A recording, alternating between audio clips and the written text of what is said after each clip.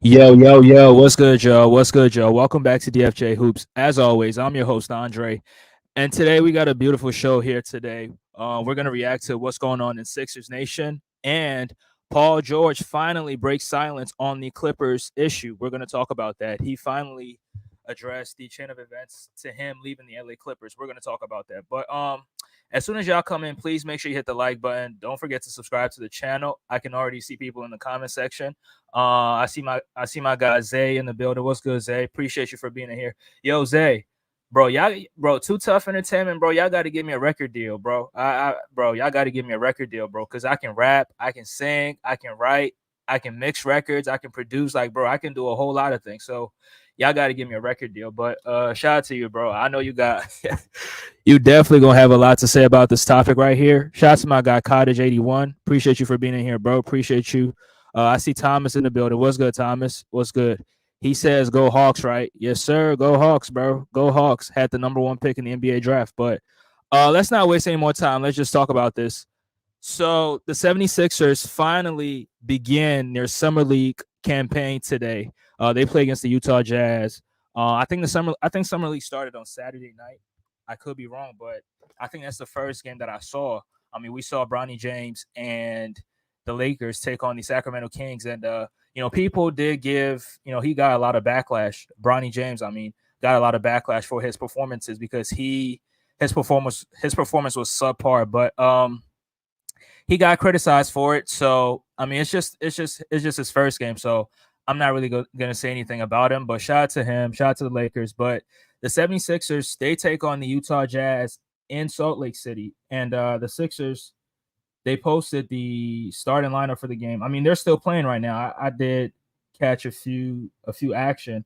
I think the starting lineup was, let me see. So you had Jeff Doughton Jr., you have Jared McCain, Adam Bonner, who's the center, Ricky Council IV, and Justin Edwards. All of these guys I'm very, very familiar with, especially with their games. Now, I did say previously that I didn't really know too much about Jared McCain, but I did some research on his game, and he pretty has a solid game. Offensively, he can shoot the ball. I mean, it shows with his season with Duke, and he's a very good shooter, and he's a very good offensive player. But defensively, that's where his issues is. Now in college, he was able to hold his own defensively. He's very, very quick. Has a little bit of an IQ on the defensive side of the floor, so he was a little bit he excelled on that side of the ball. But to be honest, he's not really a good defender. And going up against NBA competition, you're going to be playing against grown men, and these guys are going to be going through your chest. These guys are going to try to bump you off your spot every single time. They're not going to let you be comfortable out there. So that's the only issues that I have with his game. But I mean, he has a solid game. As a shooter, he's definitely going to thrive playing with Joel Embiid, Paul George, and Tyrese Maxey. And Adam Bonner, who I watched a little bit of film on, he's a very good. If I'm to compare him to anybody in the NBA, he's probably I don't know who I would compare him to, but he's solid as a backup center. Now he's undersized. He's kind of like a Paul Reed, but he's more. He gives more effort. He gives more effort on the defensive side of the floor more than Paul Reed. He cleans glass better than Paul Reed. And it's no disrespect to Paul Reed, but um I think Adam Bonner is more, he's more of a hustler more than a Paul Reed. I mean, Paul Reed's mentality, that's everything that Adam Bonner embraces. He's gonna go out there and get it out the mud. So hopefully I wish these guys the best. This is their first summer league game. And okay, my fault. They played against the OKC Thunder, not the Utah Jazz, the Oklahoma City Thunder, and they beat them by 10 points. So shout out to the summer league team. Hopefully, there might be a few guys on that summer league roster that could help this Sixer team, in terms of winning games in the regular season and doing what's necessary for the 76ers team. So shout out to all the guys, man. Shout out to all the guys. I read off the summer league roster on Sunday. Um, yeah, but I got it right here. So you had Jeff Doughton Jr., who's 6'3", Ricky Council, who I've watched closely in the G League when they played against the Maine Celtics back in March. And I really like his game as well. But I mean, just like any other rookie, he has weaknesses in his game as well that he's definitely going to have to fix if he really wants to last in the NBA for long. So shout out to him, David Jones, and Justin Edwards. Now shout out to Justin Edwards. He's from the Philly area, and he went undrafted, which people thought he was going to get drafted, but unfortunately, it was not the case. So you're gonna have to earn your way to the NBA. And literally, if you go second round, your spot in the NBA is just it's just not guaranteed. And you're gonna have to fight. You're gonna have to prove yourself. You're gonna have to crawl your way up to the top to prove that you belong in the NBA. So Justin Edwards being from here, I mean, I'm glad that he hasn't really given up on his NBA dreams and he's doing whatever it takes to make it to the NBA. Now, I'm glad he's on the summer league team. He might, I mean, not he might. He's most likely going to be on the G League team, so he's going to have to go put in work there in order to prove that he absolutely belongs in the NBA to get on the roster on the main roster. So, shout out to Justin Edwards. I wish him the best, especially from a guy from here. I absolutely wish him the best. I think he should use Derrick Jones Jr.'s story as motivation for himself because Derrick Jones Jr. was from Chester. I mean, not far from Philly. I mean, that's if you're from Chester, you can definitely survive anywhere on Earth. But I just think he should use Derrick Jones Jr.'s story as a form of motivation because he was Derrick Jones was Pennsylvania Mr. Basketball. He was one of the best basketball players from high school, and then he went to college, and then unfortunately he was undrafted, but he had to crawl his way to the NBA, fight and make it possible to get on a roster. And then, he ended up going to the Miami Heat back in 2020, that 2019-2020 season. He was on the Miami Heat team that went to the NBA Finals in the bubble. And he contributed to that team coming off the bench, doing what he was supposed to do. And this year he came scratch that. This year he started for the Dallas Mavericks team that went to the NBA Finals. He was the starting small forward on that team, and he had success offensively and defensively. I mean, Thomas in the comment section will tell you that he was locking up Paul George. So he proved that he belongs in the NBA, and I think that's a guy who Justin Edwards should definitely look up to in terms of trying to make it to the NBA, and not just making it to the NBA, but having finding a home and making sure that your spot or your job is safely secured. So shout out to Justin Edwards and Jared McCain, who I just talked about. His spot is definitely guaranteed, especially in the rotations. Now, is he going to make the playoff rotation? That's another conversation. But as far as regular season, yeah, he's definitely going to be on the team because he was a first round pick. RJ Hampton, who played for the Miami Heat last year, I believe. Kiva Luma, Darius Days, Adam Bonner, Tony Bradley. Tony Bradley played for the 76ers 3 seasons ago.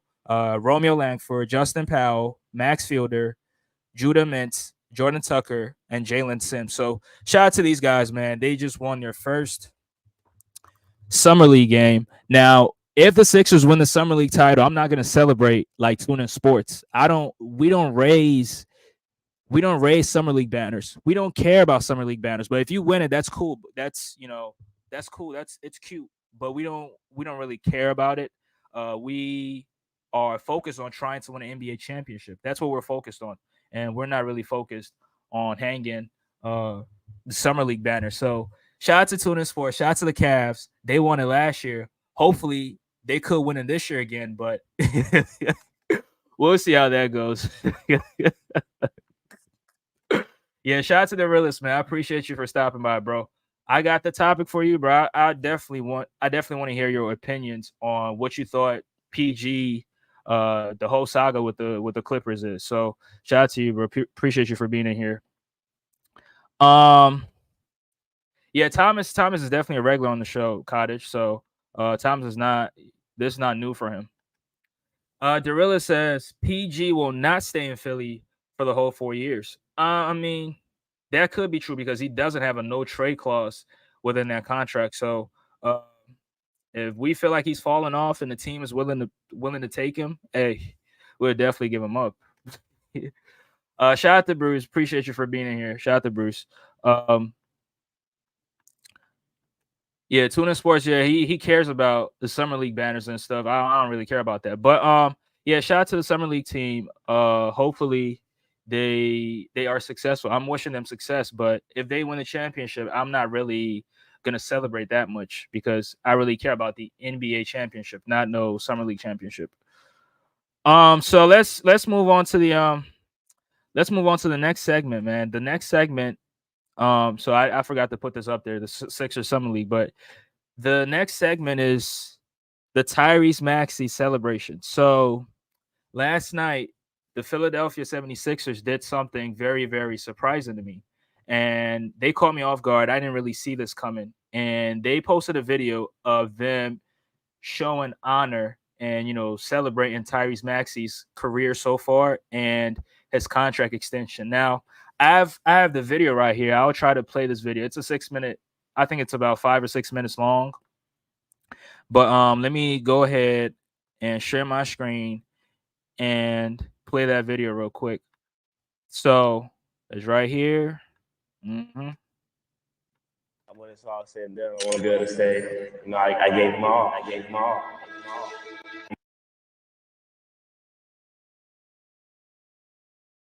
Man.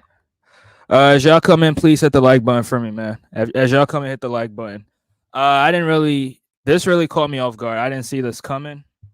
And I mean, I like the idea of, trying to honor your players or honor guys that play for your team. But I was happy that they did this. But, people think that he's retired or people thought his jersey's getting retired. I mean, look at Bruce. Look at Bruce right there. His jersey got retired. Look at him. Nah, Bruce, I just think a team should always look to, appreciate their players and appreciate their legends. And I think with the 76ers doing this, I was really happy that they did this. Now, I just hope they continue to honor their players, not just the current players, but honor your legends, honor the Dr. J's, the Allen Iversons, the Charles Barkleys. Now, AI got his, I mean, they did a sculpture for him at the Sixers training facility. So that was what's up. But I just think that, doing something like this for Max is even gonna motivate him more to kind of like do more for the Sixer team and try to bring the best out of him and help this team. If this team really wants to win a championship, I just think that with them doing this for him, this is even going to motivate him more to do even more great things. So he will definitely give his everything to the city of Philadelphia and to the 76ers team. So shout out to the team for honoring Tyrese Maxey. I didn't see this coming. They definitely caught me off guard. A lot of people are laughing. Look at look at the realist, man. The realist funny as hell, bro. Shout out to Philly Sports. Shout out to you, bro. Appreciate you for being here. He says, no, that's our way of showing him our appreciation. We don't want to lose him. They're showing him that he means something to us.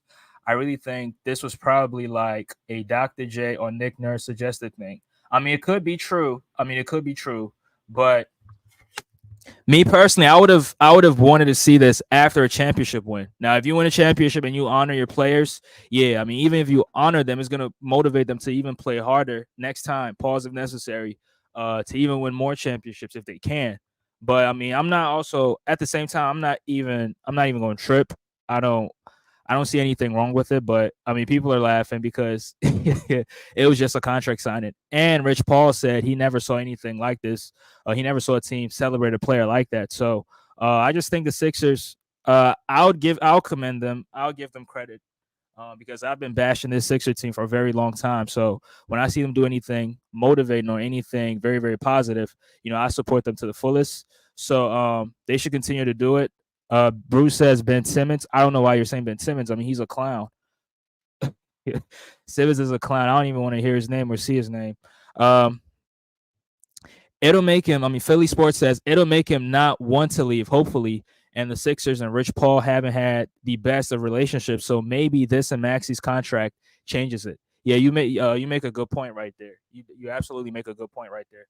But yeah, the Sixers are showing Maxey that they really appreciate him and they really value him on this team. And in the very near future, he will be on his way as being the best player on this team. So when the time is ready, Embiid will just hand over the keys to him, and Maxey will be the best player, or he will start to be the leader on this team and the best player for the 76ers. So, yeah, shout out to Tyrese Maxey. Keep doing your thing. Year 4, made the All-Star team, 1 most improved.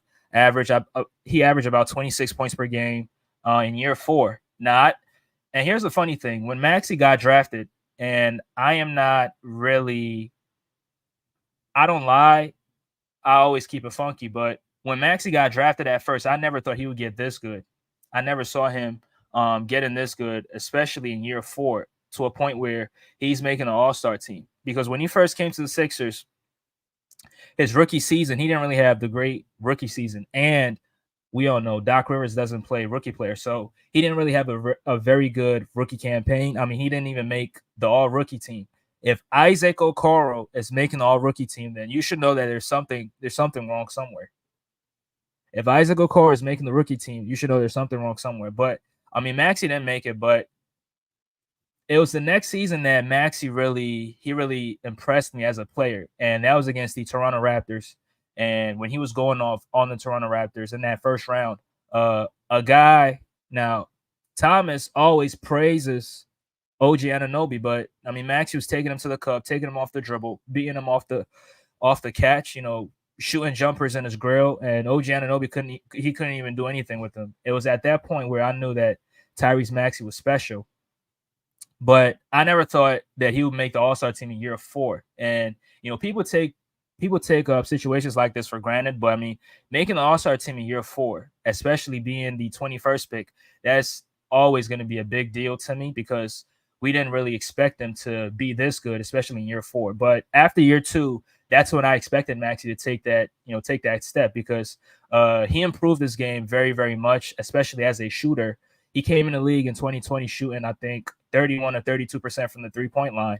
But in year 2, his three-point percentage, it completely increases to 43%, I think, or 42%. I think he was second or third in his second year in the NBA in terms of three-point percentage. I think Luke Kennard was first, somebody else was second, and then he was third. I think Desmond Bane was second, and then he was third. So that shows you how Maxey's always willing to go the extreme in order to work on his game or add something to his game. And in year 4, he added, a few dribble packages to his game, some crossover moves, some handles. He perfected his handles. And even Drew Hanlon, who's Joel Embiid's skills head coach, said that if Maxey doesn't average more than 25 or 26 points per game, he would be very, very disappointed in him. And Maxey went on to average 26 points. So that shows you how good or how Maxey really improved his game. Bruce says OG is overrated. I mean, yeah, he is overrated, but I mean, OG's a very good defender, but Thomas talks about him like he's Scottie Pippen. He's not. Just stop it. I seen LeBron cook OG Anunoby. Now he was a rookie, but I don't care. LeBron cooked him in that playoff series against the Toronto Raptors. Shooting jumpers in his face, shooting the game winner in his face, in his grill. He couldn't really do anything. But I mean, OG, he's solid, but I mean, he's not all that. He's not Scottie Pippen. Let's stop that. Philly Sports says unless Embiid wasn't playing or was out the game. I mean, I see Maxey taking over now. Bruce, before you go crazy, I'm not saying that they are, but I can see it being like a Kareem and Magic thing. I mean, when Kareem started to get older, I mean, he took a backseat, and Magic started being the best player or the leader of the team. That's how I can see it. Now, Embiid is still going to be on the team. He might be on the team, averaging his little 23, 24, and 11, but I can see Maxey being the best player on this team in the next 2-3 years. Andre, how can I become bro? It's simple, man. When you I'm gonna drop the link in a very few minutes, and then we will definitely initiate you into the Sixers fandom. We're gonna take you to Philly. We show you around, take you to the best cheesesteak spots. Show you around the art museum, and that's how you become a Sixers fan.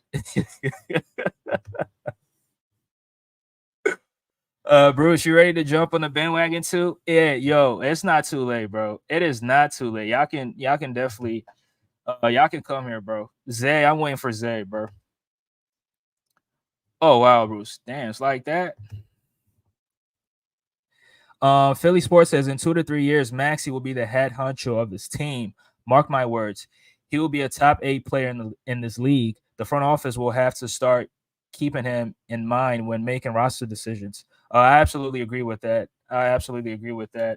And I'm glad the Sixers locked him up for 5 years. This is probably the best second option, or let me say the most reliable second option that Joel Embiid ever had. Now, I'm not going to say that Maxey's better than Jimmy Butler or better than some of these other players that Embiid played with, but I think Maxey's most reliable because Embiid didn't really play with Jimmy that much. Embiid played with Jimmy like half a season or something like that, and he got traded. Played with Harden like a season and a half. He got traded, so he hasn't really had that consistent second option right next to him. But right now, I think we can all make the argument that this is probably the best team that Embiid has played on, and Maxey's probably the most reliable second option that he's ever had in his career.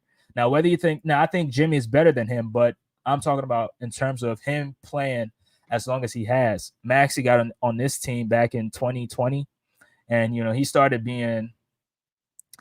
taking that leap in year 3. But other guys haven't really played with Embiid that long. I mean, Ben Simmons, he's a clown, so I'm not even gonna talk about him. Yeah, Bruce says he's taking notes. Yeah, Bruce, I want you to take notes. Yeah, in the next 2 to 3 years. Now the top 10. Now Philly Sports says he's gonna be a top 8 player. Now that I'm not gonna go that far. I am not gonna go that far, but there's a possibility that he could be a top 10 player. But me personally, I'm not. Trust me, I'm not gonna make that.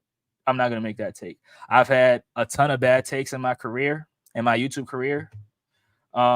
Trust me, I don't want more bad takes. So yeah, shout out to Tyrese Maxey. Keep doing your thing. Year 5, can't wait to see you take that next step. Can't wait to see you take that next leap. And hopefully you, PG, and I was about to say Harden, but you, PG, and MB can definitely help us get to a championship. So I'm gonna get to the next segment. And the next segment, this is the main event of the show, and that has to deal with Paul George and the LA Clippers. Now, I got a few Clipper fans or a few guys that follow the Clippers. I mean, I follow the Clippers too. And I'll get my thoughts on this, but I definitely want to hear Bruce and Darilla's. And Zay, if you're still in here, bro, when I drop the link, I definitely want to hear your opinion on this. So PG, his podcast, which is very, very funny because I'm a PG fan and I've never listened to a full episode on his podcast. I never have. Now I've heard some sound bites. I've heard, some clips and a few excerpts from it, but to sit down and listen to the whole thing, I've never done that. And that's very, very bad of me. As a PG fan, I have to definitely watch as many PG podcasts as possible. I mean, not just PG. I think all the NBA players, like the players that have podcasts, I barely watch them. I mean, Draymond Green, I've never watched this podcast. Draymond, Jeff Teague is a clown. I don't. Theo Pinson, all those other guys, I haven't really watched the full episode on their podcast, which I definitely have to do better. I definitely got to do better. Philly Sports says currently Jimmy is better so far, but when it's all said and done, Maxey will be better than Jimmy. And yes, I said top 8. I called Maxey would be a star after his first year. Ask everyone I know. Wow. Are you sure, bro? Because I mean, he didn't really have a great rookie season. I mean, he only averaged like 8 points or something like that because he wasn't even getting that much playing time. So I'm not saying you're lying, but it's just difficult to kind of like make a take like that when you don't see a guy playing. I mean, somebody could say the same thing about Bones Highland, but he's not playing, so you don't know how good he can potentially be. But I mean, you can definitely see him. I mean, when he gets on the floor, he definitely shows you that he has a lot of potential. But me personally, I didn't see Maxey being an all-star, especially not in year 4. I didn't see that. So I'm not gonna lie and say that, yeah, I saw him being an all-star caliber player in year 4. But if you thought so, then yeah, kudos to you, bro. You definitely have an eye for talent. Shout out to Brian Pumper, bro. Appreciate you for being in here. We have Jaylen Brown on our squad, number 16. Hold on, who's number 16 on the Sixers? Man, I'm tripping, bro. You like PG at the power forward position? I think Caleb Martin is going to play the power forward position. And Thomas, I gotta tell you something off the air, bro. I definitely gotta talk to you off the air. But Philly Sports says yes, I'm sure. He has certain games that he took off when Embiid wasn't playing because of COVID. Yeah, I remember those games that you're talking about. I definitely remember that. I remember those games. Philly Sports trying to be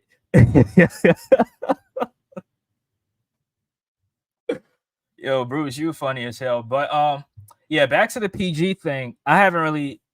Hold on one second, yo.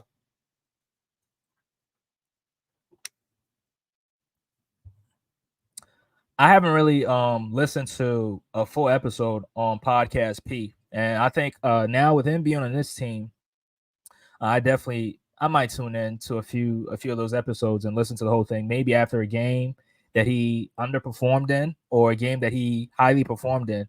I'm gonna definitely tune in to the next day episodes on Podcast P and listen to his thought process, because these guys don't always, they don't always address or speak to the media after the game. So he'll probably talk about it more on this podcast. So I think I'm gonna definitely go or talk or listen to more of his podcast. But he addressed the Clipper thing, and he gave his thoughts on the what led up to him eventually leaving the Clippers.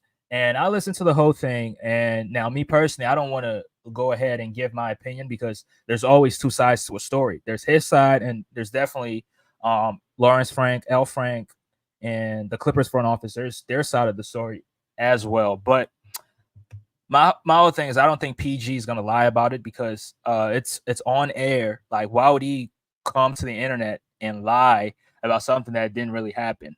Let me just go ahead and drop this link right here, because I definitely want to hear the opinions of others.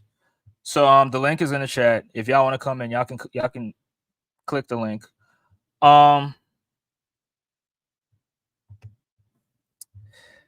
Derilla says, didn't PG cry about playing the power forward at times?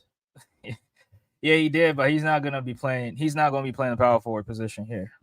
Also, Doc never really wanted to play him, and when he played with Embiid, he wouldn't be aggressive, and it would piss me off.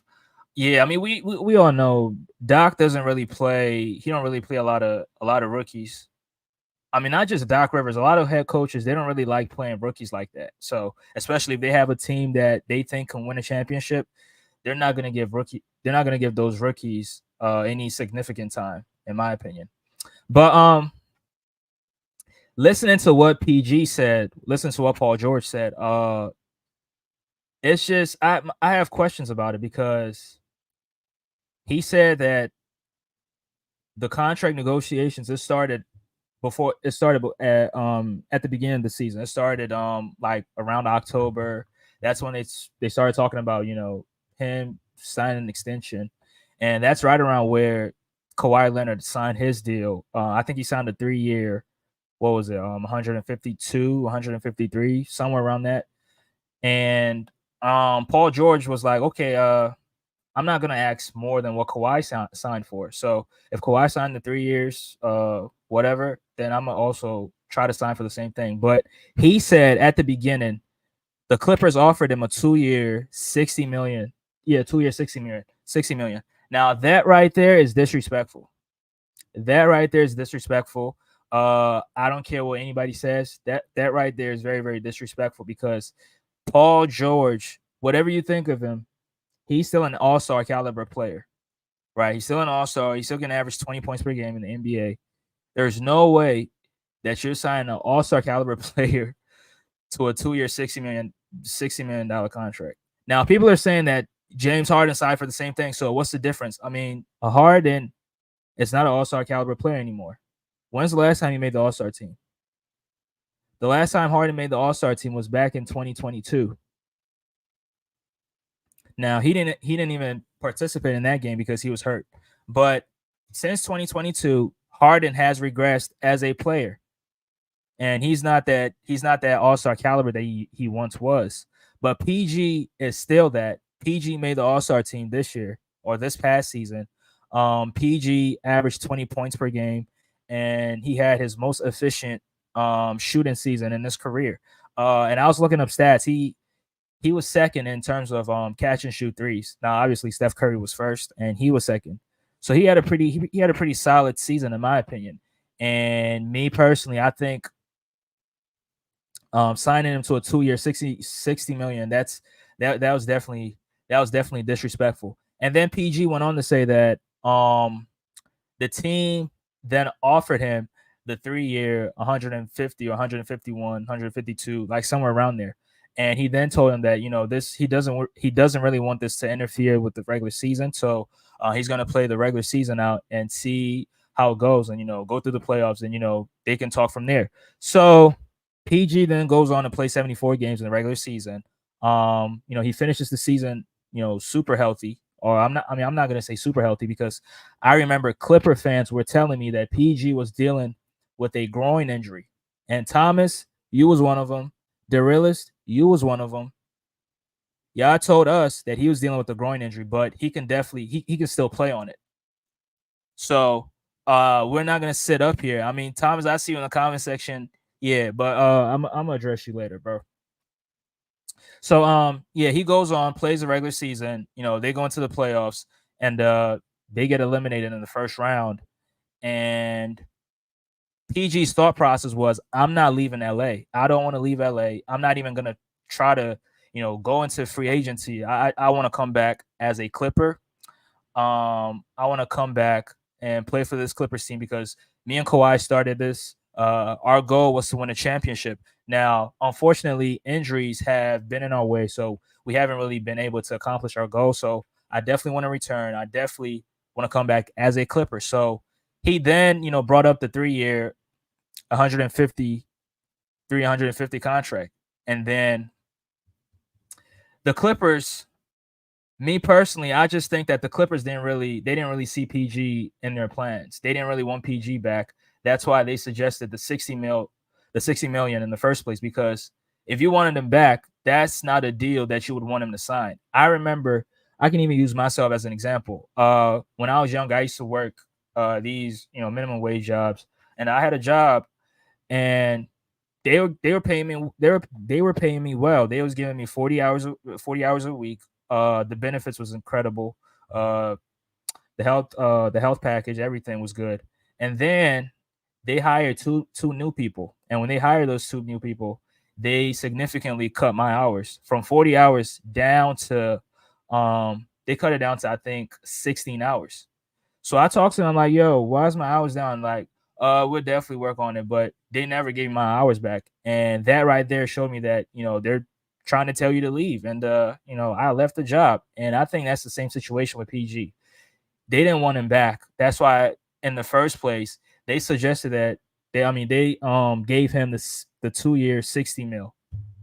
So the playoffs ends, and they offered Paul George that 3 year 150 contract. And then PG goes on to say, okay, cool. I want a no trade clause within that contract. I want that no trade clause. So if y'all really want to trade me, then I can show y'all where I really want to go, so we can work from there. But the Clippers didn't really want to give him that no trade clause. And there's only two players in the NBA currently that have a no trade clause in their contract, and that's LeBron and that's Bradley Beal.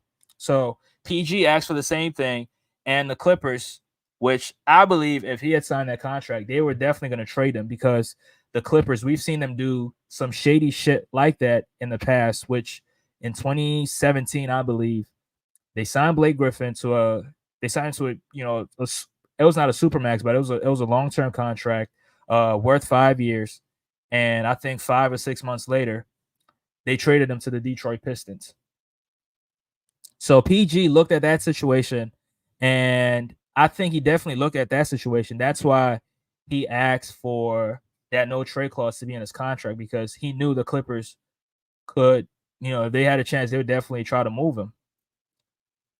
So PG definitely knew that they really wanted to trade him. That's why he asked for that. Either he asked for that, more money, or he asked for that, long term. I mean, not the long term, but the no trade clause in that 3-year deal. So the Clippers, not really wanting to give him that no trade clause, he decided to, meet with teams in free agency and discuss with them. And I think the Clippers really they didn't think he was going to leave because they probably didn't think he had leverage in free agency. But another team proved that if they had PG on their team, they would definitely like it. And the 76ers were willing to go as far to give him a 4-year deal. Now, did he get overpaid? In my opinion, yes. I think that 3-year deal that the Clippers were willing to offer him, I think that was the best contract for PG. So that would have been like what 50 mil over the next 3 seasons, which I think that's a solid deal for an all-star caliber player who averaged 20 points per game the season that just passed. I think that's the perfect deal for him. But the Clippers were not willing to do it. And in my opinion, I don't think the Clippers had PG. I didn't think they saw him in their future, and they didn't really want PG. That's why they initially gave him the 60 for 2 years. That's disrespectful right there. And I mean, if you put that contract, if I'm on PG's caliber, now I'm not saying PG's better than Kawhi Leonard. I'm not saying that, but you don't give him a 2-year 60 mil. Like, bro, that's disrespectful for an all-star caliber player. That's absolutely disrespectful. So and L. Frank has a pattern of doing this, right? He's had multiple instances of him screwing guys over. Patrick Beverly, and the list goes on. So I could go on and on and on, but yeah, I dropped the link. I really wanted to hear the Clipper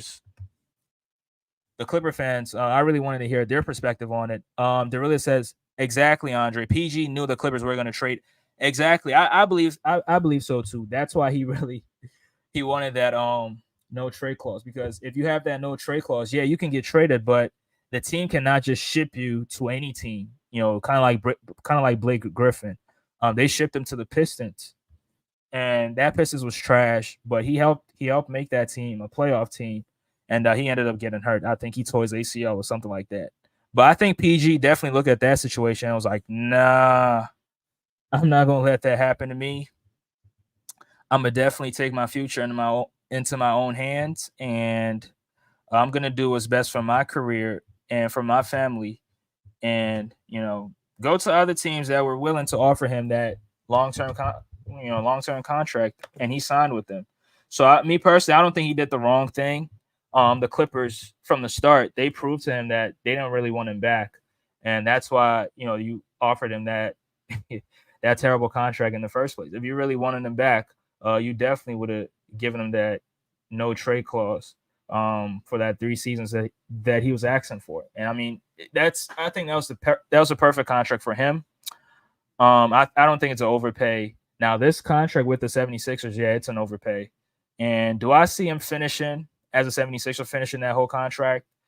I just don't know. I can't tell. But this Sixer team has a 2-year.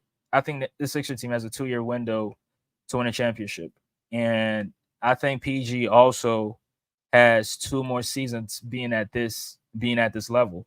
Now, when I say being at this level, I mean being a borderline all-star caliber player. That's what I see PG as.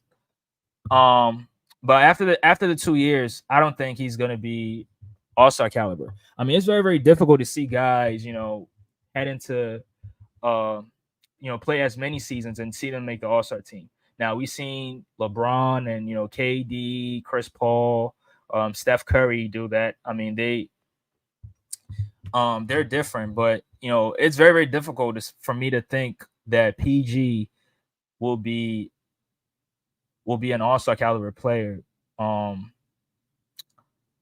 he's in his 3rd and 4th year of that contract.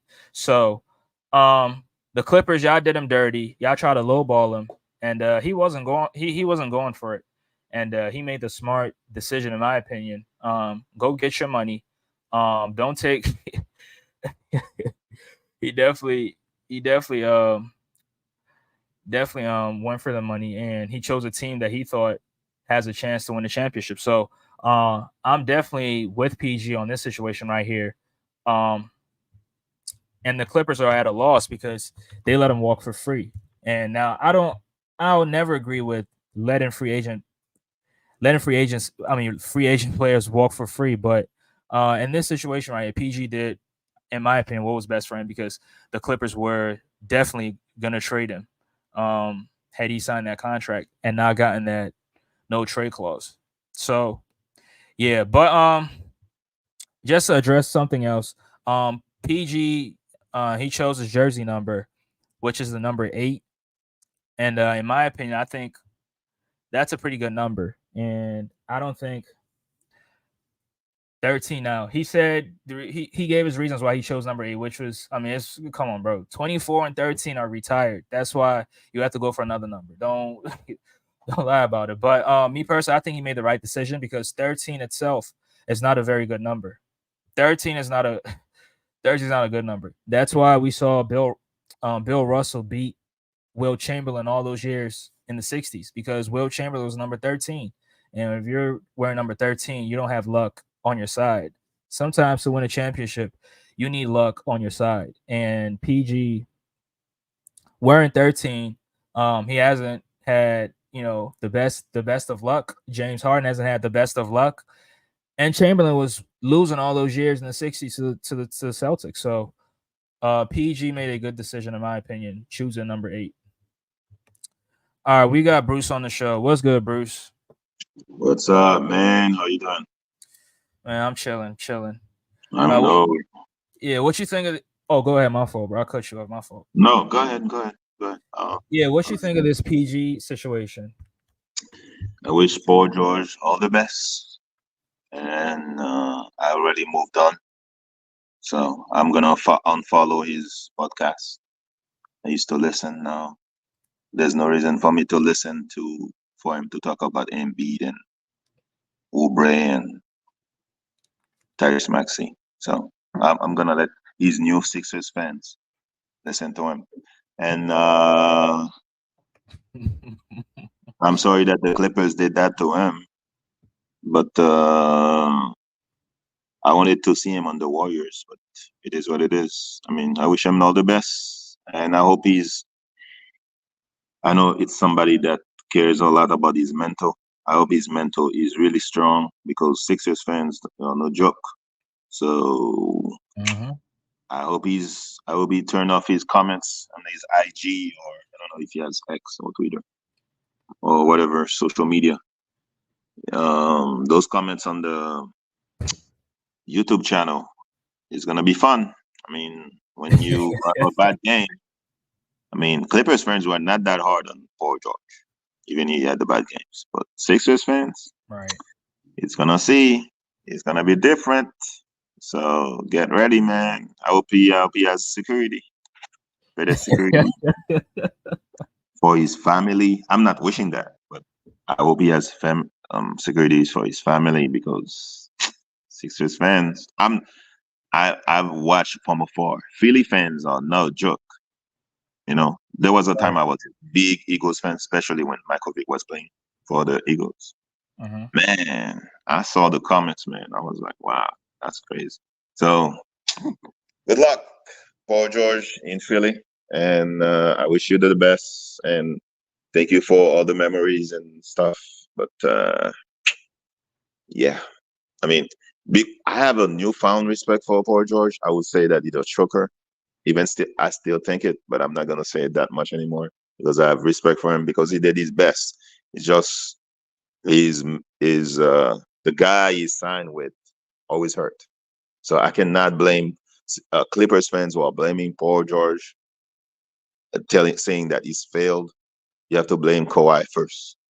Mm-hmm. So I'm not saying that he failed in LA. I'm just saying that it did not work out because injuries. So I wish Paul George the best. Right. I definitely think injuries had a part to play in it because I mean Kawhi was hurt for like what 3-4 years in a row. So yeah, injuries definitely played a role. But you talked about PG being in Philly, and you said you wish he has secure. You hope he has security, but I mean, I don't.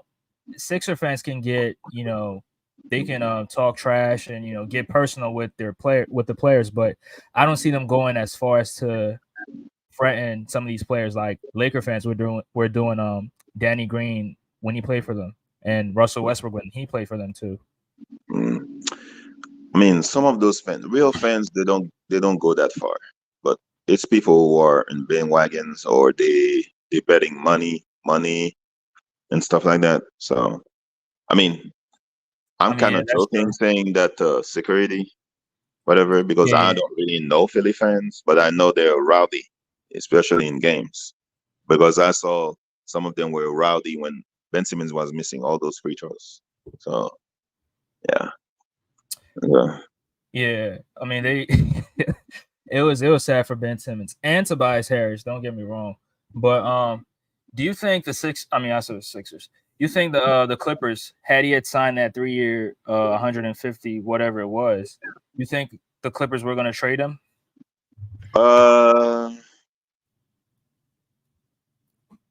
No, I think they were gonna keep him. So why do you think they didn't want to give him that no trade clause then? That's a good point. Maybe they wouldn't. Oh, you mean at the beginning of the season or the off season? Or I mean the ready trade deadline. Yeah, I think. Wait, was it the trade deadline that he talked about, or at the end of the playoffs? I don't think if he signed a contract, I don't think they were gonna trade him to start the season or in the off season. I think if they don't see success before February, the trade deadline, they will trade him. That's what I think. And he might thought of it too. That's why he wanted that. So I guess. Yeah, I mean, I kind of like found it very strange why they wouldn't give him that no trade clause. But excuse me. I mean, if they were willing to give him that 153 whatever contract that was, then they cannot come back and then say that we didn't really want to sign him because if we had signed him or given him that contract, we would be over the second apron. So the stories is a little bit conflicting on both sides. That's why in the beginning I was saying that I really wanted to hear the Clippers side of it. I think the Clippers were over the. I think the Clippers are over the Kawhi and Paul George. I think you might see the Clippers trade Kawhi next season. Yeah, I wouldn't be surprised. I wouldn't be Because surprised at all. they opening a stadium. Kawhi is still selling. The name of Kawhi is still selling tickets. Right. Now, it's all about selling tickets now. They don't care. They're not going to win a championship. I would be surprised if they win. It's the market is dry right now. So who they gonna get for Kawhi? Not a lot. They want to see Kawhi play to show he has value and then trade him. Yeah, I can see the same thing happening too. I mean, at this point, if you trade Kawhi Leonard, then you're getting maybe a good player or two, and then a whole bunch of draft picks. But I see Thomas in the building. What's good, Thomas? What's good, fellas? We good, bro? Good, Andre? Yeah, What's good, bro? Yeah, PG saw the writing on the wall, man. They offered the man what he been declining for a minute. He still was better than what the fucking Mavericks fans were capping ass, running their dick suckers trying to say that you can trust Kyrie, the man who averaged 15 points in the fucking finals. You can trust Luka, who, basically got locked up the whole motherfucking playoffs. So, I mean, he's better than what the Mavs were saying, right? But what the Clippers did was what they were supposed to do. They offered the man money before they offered Kawhi the contract. Kawhi's showing no signs of decline. He just got to stay healthy. So what they did was we'll pay Paul George first, right? And then once we pay Paul George, he's on the contract. Then we offer Kawhi what we want to offer Kawhi because we know he's going to, the doctors and everybody's saying he was going to be healthy. He was playing all his back-to-back, so he's going to show us he can play. And when he does, we'll offer him more money, and then Paul George can't say nothing. So they played it the smart way.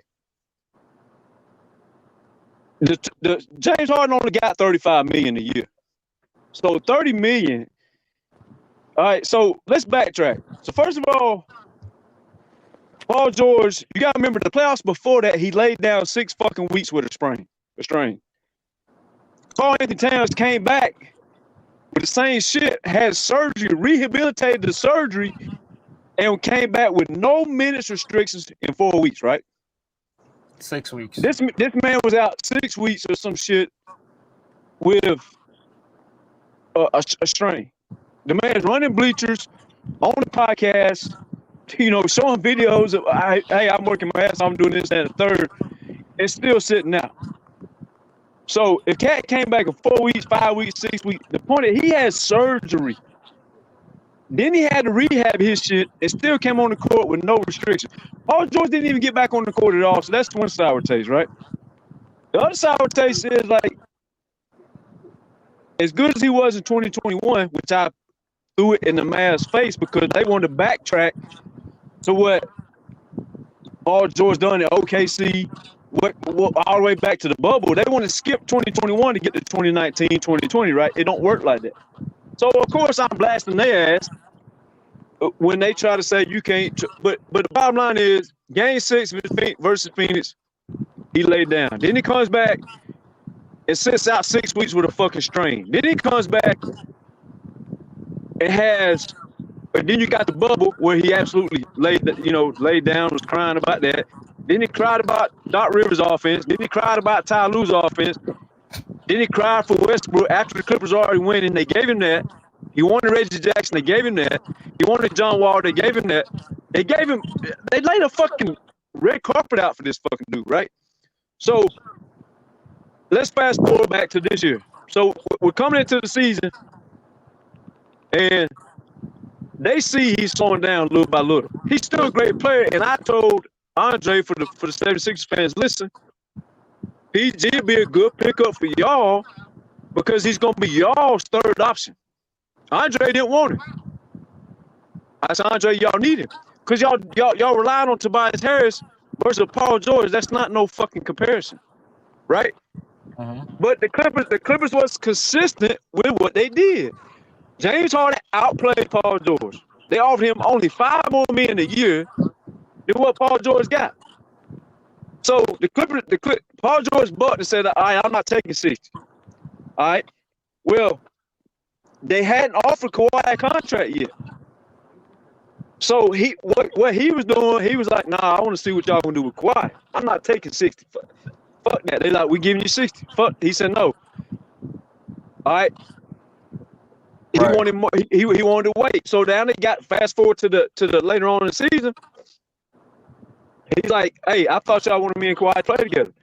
They clearly seeing the decline in Paul George. He couldn't guard Luka in 2021. He got demoted off of that. He Paul George said, all right, let's work this shit out to the playoffs. They said, okay, Paul George wants to be a dick. He wants to be like he's Kawhi. Okay. Here's 3 year 150. He reads the contract, him and his agent, no trade clause. They said, look, you want to run your mouth and act like you somebody you're not. We'll trade your ass, sign this contract. So they played chess with him the whole time when he's playing checkers. He said, wait a minute, where's the trade clause? They said, no, fuck you. You want to be arrogant, you want to be unappreciative. We giving you $30 million for 2 years. You the older guy who's showing decline here. Kawhi's just been injured. He ain't showing it. When Kawhi had a torn meniscus, he showed you the best player in the NBA. He only played 2 games. That ain't the point. He showed you who the best player was for those 2 games. So they said, okay, you want to be a dick? All right, here's the contract. He said, I'm not signing that. Let's wait till the playoffs. So Paul George betted on himself. He bet on himself. They said, okay, we'll meet you in the playoffs, see what you do. He showed up. He couldn't stop Kyrie, and he got locked up by Derrick Jones Jr. Now, let's not say, see, this is different. And there's a lot of shit I didn't say on the other channel over there. And this is why I'm gonna make Zay in the bag happy. Zay in the bag. I didn't know he was up here, but hey, what's up, man? She up here. But this the thing. This the thing though. This is why I said I'm gonna make Zay in the bag happy. I thought he was in the comments, but he's up here cool. There's some shit I didn't say over there because of somebody loved Paul George too damn much. So I had to hide a lot of my shit. And Andre, a lot of times when you ask me in the DMs, well, Thomas, you didn't say this. Andre, you're exactly right. There's reasons I didn't say some of that shit. But here's the catch. I will not let a Luka supporter or Kyrie supporter act like them two choke artists are not doing anything any different than James Harden, Paul George, or Joel Embiid, for instance. They ain't choked no worse than fucking Joel Embiid ain't choked no worse than them motherfuckers choke. Right? So to come up on the pull up and act like Luke and Kyrie won't choke, but these two are choke. So I can trust these over here. No, you can't. You lying. You capping. That's bullshit. So I will defend what I said that, right? But here's the kicker. He couldn't guard Luka in 2021. He got demoted. Kawhi had to save that series. He couldn't guard Kyrie. If they even stop, and I said put T-Man on Kyrie after game 4. If they stopped Kyrie, because I seen how Luka was folding up and ducking. If they stopped Kyrie after game 4, the Clippers might still win that fucking series. He couldn't do it. Not only couldn't do it, he couldn't score. He couldn't go on the other end and average more than 19 points. And here's the thing. You called yourself on Kawhi's level. No. Why don't y'all pay me like Kawhi? Oh, you think you somebody you ain't. Oh, okay. Sign this 3 year 150. We'll ship your ass on up out of here. Here's the thing, though. Here's the thing. And here's the thing today. I told on the other channel over there behind closed doors, I told him, I said, Paul George is on the fucking trade block. No, he ain't, man. You can't listen to everything. He was on the trade block, and now we find verification why he was on the trade block at the trade deadline. And there was rumors that they was trying to ship him at the trade deadline, right? And they was. Why? Because he was bucking the contract that Lawrence Frank was saying, hey, we appreciate you. Here's some money, but no trade clause. We're not giving you that trade clause you want. Since you want to be a dick, sign this right here. Paul George was smart enough now to figure this out. Like Bruce said, I'm not signing it. Yeah. Y'all not shipping me off. He was smart enough to figure that shit out, but here's the thing. He tried to be arrogant from the word go.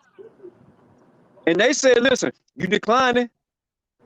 All right. You laid down on the 6 weeks last year in the playoffs. You should have been back on the court. You didn't show up. You folded up game 6 versus Phoenix. You couldn't go on fucking Luka that same year. We see you declining, but here's $30 million, though. We appreciate you. We can use you now. Here's $30 million. Right? Didn't want it. Fast forward to the offseason.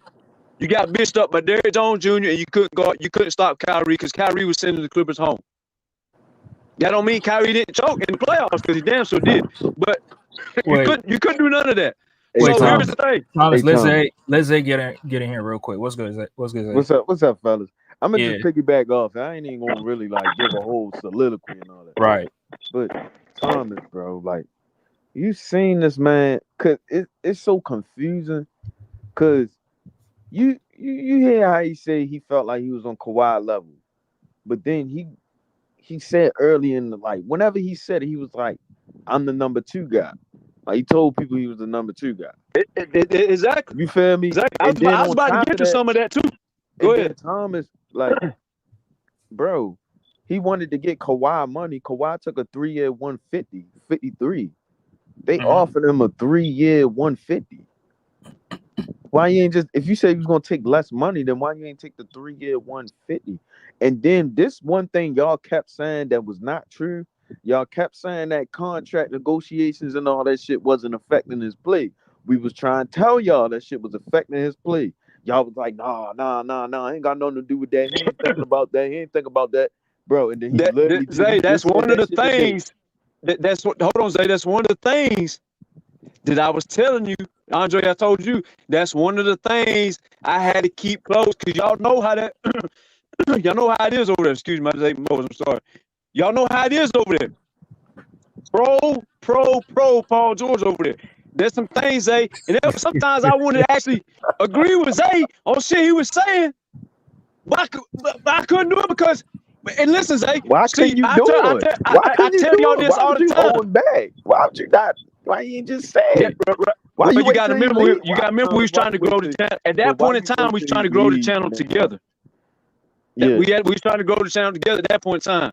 It's just like come to Andre's channel and Andre say, hey, no, we're not speaking that on my channel. It's Andre's channel. You just trying to make me a face on the channel, right? Because everybody, and I'm gonna say this humbly, but everybody wanted to hear me speak. So there's some shit y'all was saying, and I told Andre this. Andre said, why didn't you say this back? You gotta remember, I was part of that channel, or trying to become, he was starting to let me host. I was starting to be a face over there. This shit over there, Zay, that's why I said I'm about to make you happy, because I'm gonna own up to some shit that I wasn't doing over there. Yeah, now, like I said, I won't let him say cook Paul George and Harden and not cook Luka and Kyrie the same way when they're all on the same page, right? Right. Now, I won't let that happen over there. But Zay is absolutely right. If the man wanted to take a pay cut, he would have took the 3-150. But here's the thing, Zay, he couldn't take it. You know why he couldn't take it? Because he was trying to be arrogant in the first place. Because he knew if he took it, they were shipping it. Zay, he was already on the trade block at the trade deadline. That's what everybody's skipping over right here. If you go back to the trade deadline, Paul George was on the block. I don't give a damn what the other channel was saying. He was on the block. And Zay, this is what I'm saying. Behind closed doors, I was saying he was on the block, but I was getting ridiculed. I don't know. Don't say all that because people gonna come for me. Okay, cool. Your channel, I'll pipe down.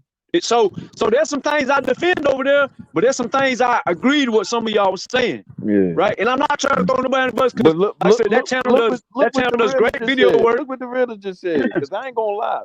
Shit, Kobe Jordan, I was on some playing shit. But I was playing, but there was some truth to it. But Kobe Jordan was really like, because I remember he was like breaking the whole shit down. Like he was reading the articles and all that. Mind you, this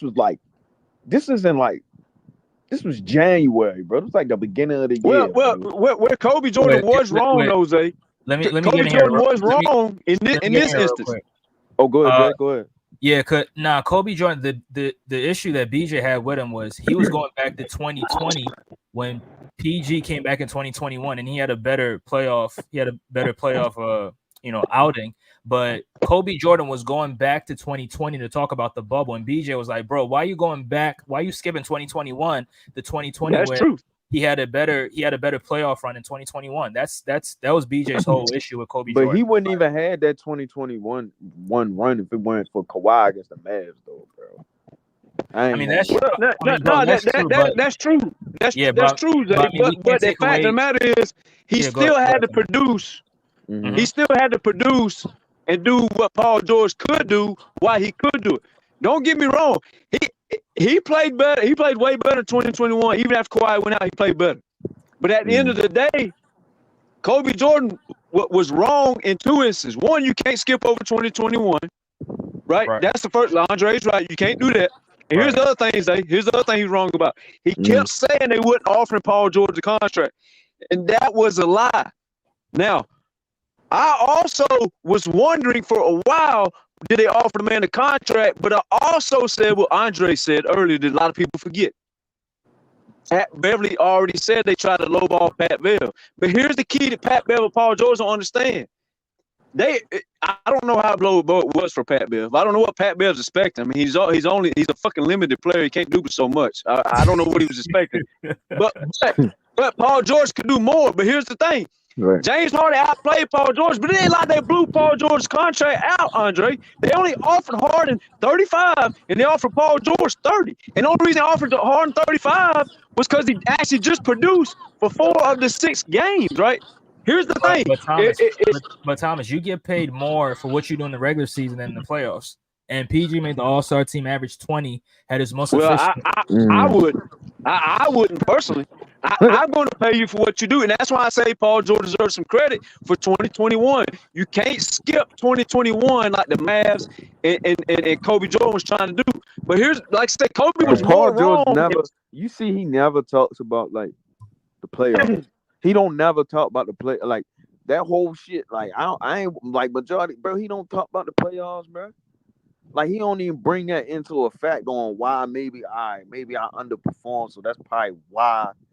Like, He take account to a lot of other shit. That is facts. That is facts. He don't never bring that up, bro.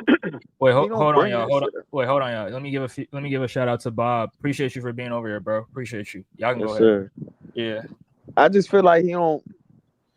This was clearly about as much as people, bro. This is about bread, bro. He wanted bread Bottom and he line. wanted leverage, bro. He wanted bread and leverage, bro. He wanted money and some leverage, bro. I just don't think it went like the whole year with this Clippers team. I just don't think it was about everybody. Like it wasn't even about it. The championship came third. It was third. It was mainly about the motherfucking people getting their extensions, that new arena, and then a championship probably came third, bro. Like winning a championship was not like the top priority last season. You feel me? So it was just too much shit going on around that team where it was just like it wasn't even about winning. And you can just tell that. Like people just like it was clearly like it was a bag chasing season, bro. Like everybody Harden was trying to get a bag.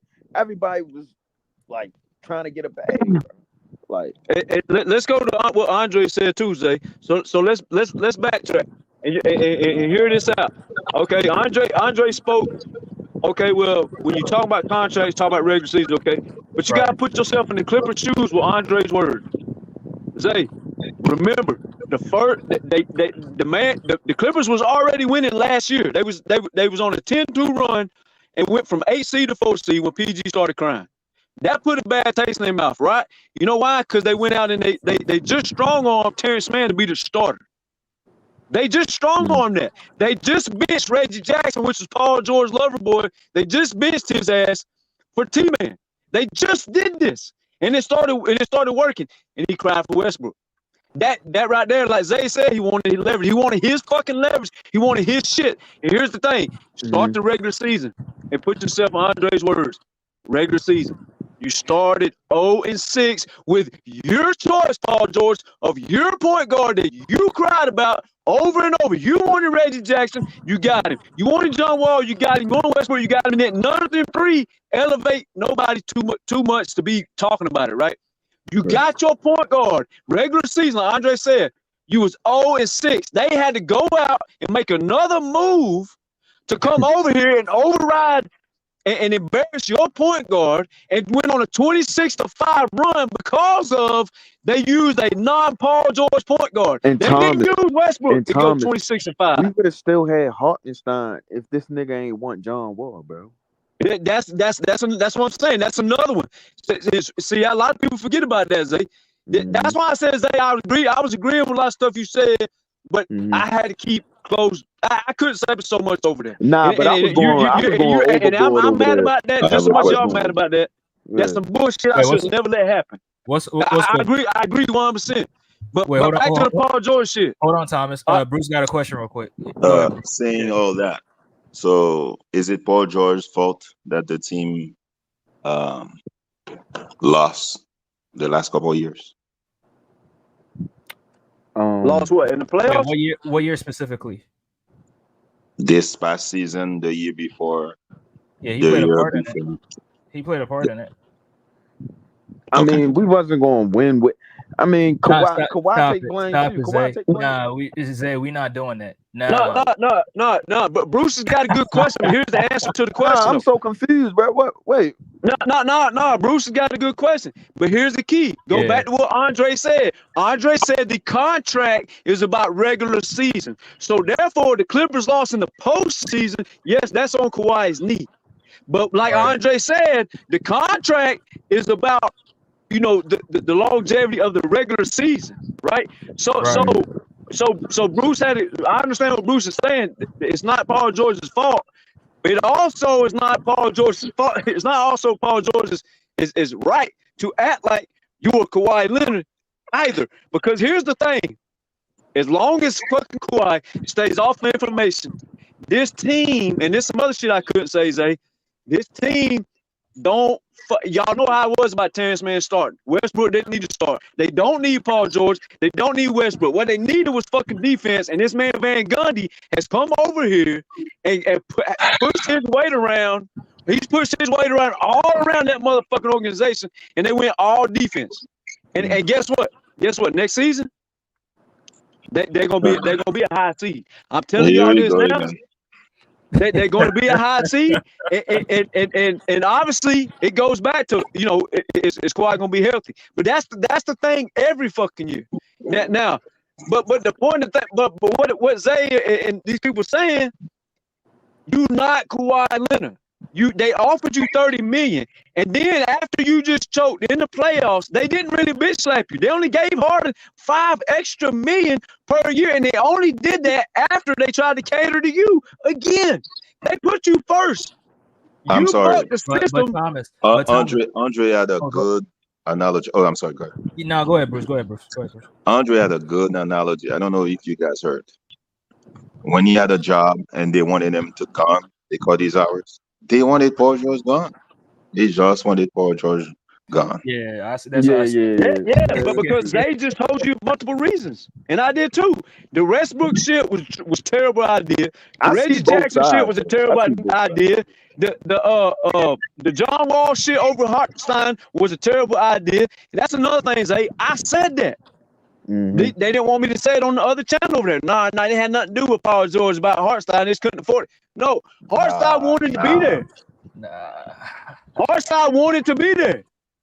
They didn't prioritize the right shit, and it was all, that's all on Paul George's head. Kawhi didn't want none of them motherfuckers. He wanted Lowry and Van Fleet. He didn't want no fucking John Wall. He didn't want no Westbrook. But Kawhi's professional. He would speak positive of people, but that is a smoke screen. I believe Kawhi is just as fed up with the shit that they are. But Thomas, I don't think you should really be. I mean, I don't know what the word I should use, but I don't think you should be really mad about the Westbrook signing because y'all got him for the cheap. Because after he got into that buyout contract shit after he left the Lakers, y'all got him for the cheap. So I don't really think that really hurt the Clippers in terms of the salary cap for the Clippers. But not signing Isaiah Harden, salary cap, you're right. But what it did hurt is it took the fucking ball out of Powell's hand. Powell's drawing fouls and stopping bleeding of the other team getting momentum when Paul George and Kawhi was off the court. They took the ball out of Powell's hand? Are you sure, man? Hell yeah, took the ball out of Powell's hand. Westbrook come over there shooting all these fucking shots and all this other shit. Powell would average 20 points a game without Westbrook on the. That's another conversation, Zay. Powell doesn't pass the ball. That's why they had to have Westbrook. Powell is a black hole. When he gets the ball, he's a better hole than Westbrook. Westbrook's the worst hole. Shooter, but man, Powell's and he draws fouls. You know how you stop the other team. Westbrook is a better defender than Powell right now. Yeah, that's true. Westbrook didn't even play defense in the playoffs at all. All right. Thomas, that's not true. All right. He did play defense. His offense was the question because they put him in the corner and they expected him to make threes from the corner. So that's where I blame Ty Lue. That's the only time. That's not his game. Yeah, that's the only time I blame Ty Lue because offensively he didn't put Russell Westbrook in the right situations to be successful. I would agree with that 100%. But Norman Powell is going to average more points. And this is the thing. Norman Powell draws fucking 1 million fouls. That stops the other team's momentum all the time. That's how you stop bleeding. It messes up the flow. Hunting fouls. But sometimes compared to what he actually draws, it's two different things. We can say sometimes anybody does a lot of stuff. Talking to the referee and the game is going on. Come on, man. The real is. Yeah, but that's still better. He better benefited than what the fuck Westbrook was doing. And Westbrook, he comes in the game, he's guaranteed to give you fucking 4 or 5 turnovers off the top. Yeah, I can't fight that. What's good, the realist? What's good, fellas? Long time no see, my guy. What's good, Zay, man? Long time. Man, I ain't gonna even say a tough situation. It was the Clippers was gonna trade PG. If you would have, that was gonna be in the plans, trade him. PG knew that shit. And him saying that, he felt he was kinda what's the word he used? Kinda like he was disconnected with the team. Disgruntled. Right, and it's like, okay, yeah, that made sense because after that loss, man, like even throughout the playoff, you really showed like you didn't care. Right, at the post-game interview. Right, so It goes before that, the realest. How you think fucking Terrence Mann, Rocco, Batum, all them guys felt when they go out here whooping people's ass, and then the fucking Westbrook comes on the team and people get benched? Or Marcus Morris takes a fucking hiatus and comes back crying like a baby, and he just takes over people's playing time. It was way before just this past playoffs that was rubbing people the wrong way. How is that Paul George fault? That's Ty Lue fault, man. How is that Paul George fault? Paul George is the one that was crying for Westbrook while the Clippers was climbing the standings. They was 10-2, Bruce, whooping everybody's ass. The fuck? That was last year. Well, you talking about last 2 seasons? That's what I'm saying. They didn't need him. They was already whooping ass because they strong armed to put Terrence Mann in the starting lineup. That's what we've saw. That's what I always harped on over there. Man, the Clippers stood on business. I didn't think they lowballed that man like that with that 60 mil, that 30 year. That's not even a fucking low ball. It's 30 million a fucking year, bro. Bro, all-star caliber player, bro, Thomas. That's what you're telling me? But the all-star caliber player just gave you 19 points a game when it mattered most, though. OG Anunoby never made an all-star team. He had never averaged 19 points per game. And look at the contract he got. Yeah, he affects winning. This motherfucker, this motherfucker come over to the Knicks and made them the favorite. How old is OG? He's 26. That's another thing. Man. Good job. Good point, Bruce. OG's in his fucking prime. Paul George is on his back 9. But my point is, if he's getting a supermax contract and he never made an all-star team, and Paul George is making all-star teams averaging 20 points per game, how are you telling me that them giving him $60 million for 2 years, that they lowballed him right there? They didn't want him anymore. That's fine. Let me ask you this. If y'all put Paul George on the 76ers, or y'all put OG on the 76ers right now as we speak, do away with the contracts, put them both on the team. Who's going to affect the 76ers winning more? Paul George or Paul George? Fuck no. Dre praising too much regular season success, bro. You praising the regular season too much. That's how you get paid. You get paid. OG is injury prone. I'm rather than Paul George. The accolades, I feel you.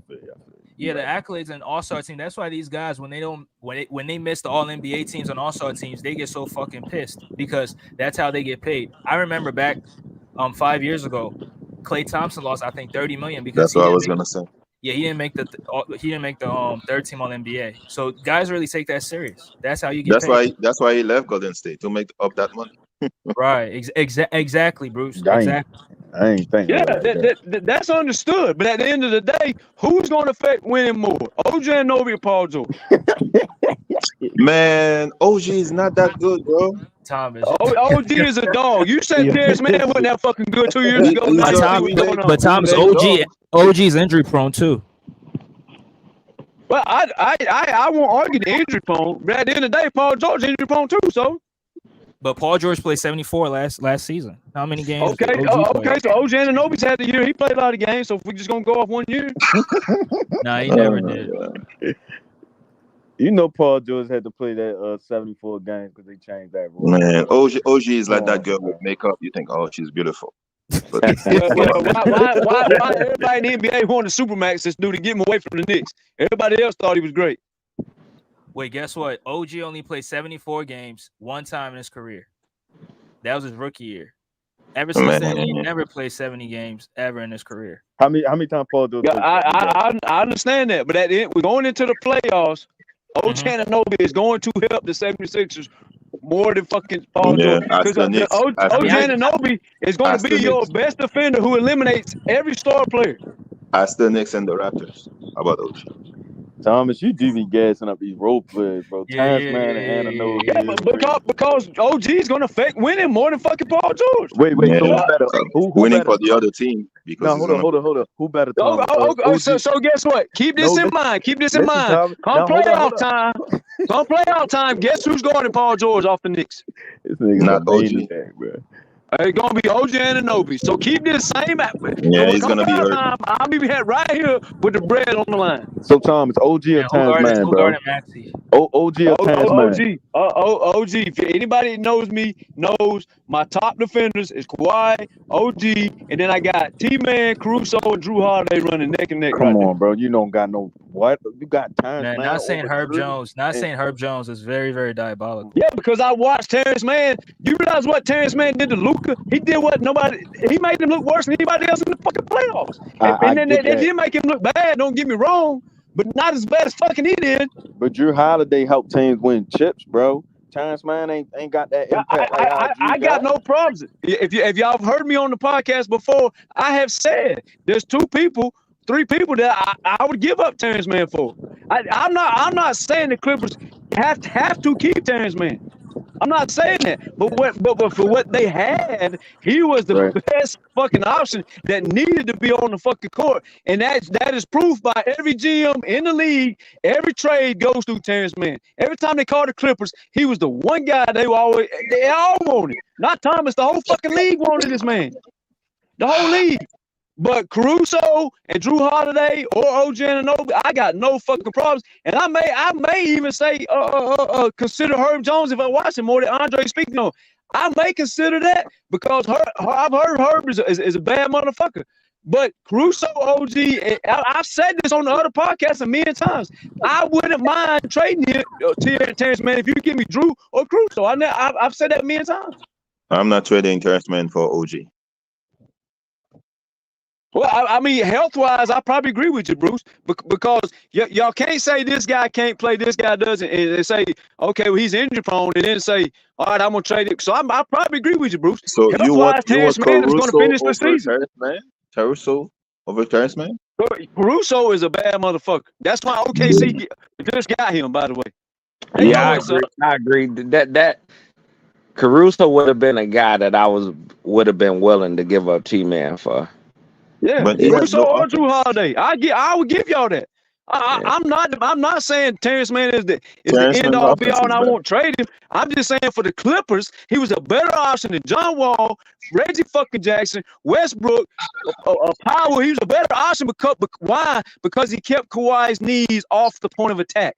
Now I understand Kawhi still had information. I get that. I understand that.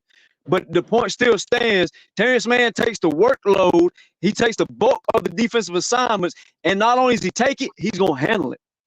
Right? So and guess what? If the Clippers don't pay him, he's a free agent next summer. He will be paid. Y'all be mad when that man's getting paid big dollars. I promise he will. Especially if he goes out this year and hits the fucking All-NBA team because he's already getting recognition. They got this man on a fucking commercial. So he's getting some love. So if he comes out here this year and they start hyping him up, he'll make the fucking all-defensive team, and then you're going to pay him twice as much. Everybody does commercials, man. Come on. Man, Terrence Mann is I ain't seen Caruso on no commercial. Matter of fact, I don't even know if I seen Drew Holiday on the commercial. All right. So Andre, man, so you think PG gonna help bring out championship, huh? Absolutely. Man. You love to get pushback now. I'm trying to figure out since when you wanted Paul George. I wanted y'all to get Paul George. You told me no. So I'm trying to figure out why you all of a sudden want it. Let me explain. So at first I thought he was going to come on this team and kind of like be the second option and try to be the man on this team. But then I looked back and I was like, wait, PG don't really got an ego. And if he's coming here, he's definitely going to be a third option because Maxey's he has an ego. He doesn't. That man got a big ego, man. But I agree with what you're saying. He's not overtaking Maxey. Maxey's a bad dude. Right. So, I mean, he's just going to fill in the Tobias Harris, right? And people saying, I mean, PG going to let you down, bro. Tobias Harris had 0 points in Game 6 against the Knicks. Wait a minute, Andre. PG going over there to be a third option. Yeah. Come on, man. Yeah. Wow, that's why I actually like it because he's a great push third option. I get what y'all saying, but I don't even think the media are gonna push that. Mm-hmm. I don't see the media pushing that. They gonna push him being the second option to Embiid. Maxey falling to that third. I agree with that. That's what they gonna do, man, and it could be a problem.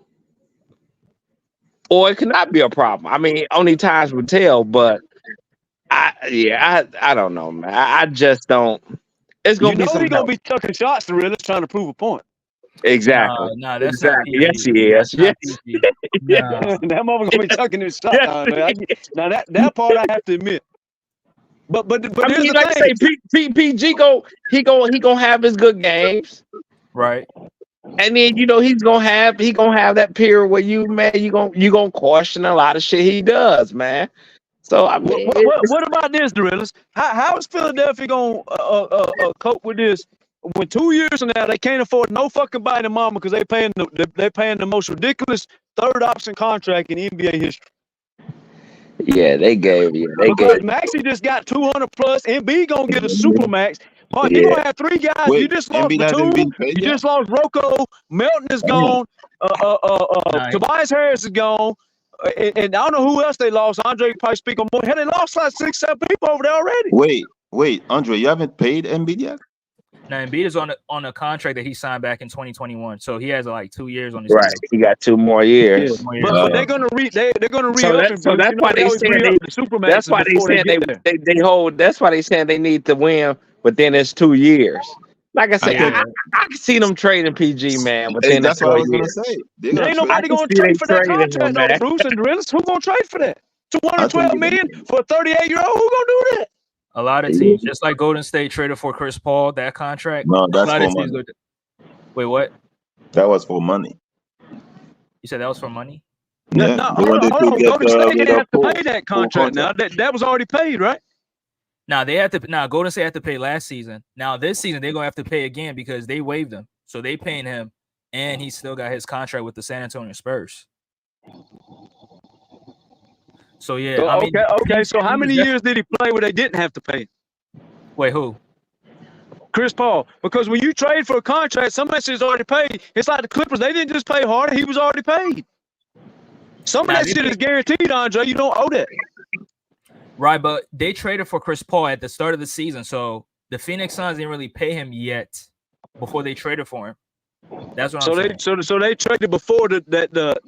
You mean every the year Wizards? that the money kicks You mean in. the They traded before that date. The Wizards, Bruce, my fault. Yeah, they traded for him before the contract started kicking. My fault. Don't be surprised. That was the dumbass trade then. But don't Thomas, be surprised. Go ahead. Don't be surprised if Philly don't get it done. Get a championship. Mm-hmm. Don't be surprised if PG don't end up with the Lakers. The Lakers, I wouldn't be surprised if he don't end up with the Lakers. Yeah, that was another thing. That man didn't want to stay in LA like the other people was telling y'all that bad. You realize Phoenix is on the west, Utah's over there on the west, the Lakers on the west, Sacramento on the west, Golden State on the west. That man had plenty of fucking options if he wanted to stay on the west. He chose to fucking go east. And Thomas, I just want to address this comment right here. We've already been through that situation because Tobias Harris at some point was the highest paid player on the 76ers before Embiid's contract started to kick in. And he was the third option. Oh yeah, they paid that man way too damn much. Yeah, right. I agree. And the Boston Celtics, I just believe paying a third option, which I agree he's going to be a third option, but also Dorillas is also right. The media is going to push it as the de facto number 2. Dorillas is 100% right, but Andre, you're right. He's going to be the third option inside the locker room, but 212. Y'all realize y'all finna be paying like 50+ million for a fucking third option, and you're gonna be one over here why you can't sign the Batums and Rocos of the world. That's why I said it's a bad contract, but it's a good fit.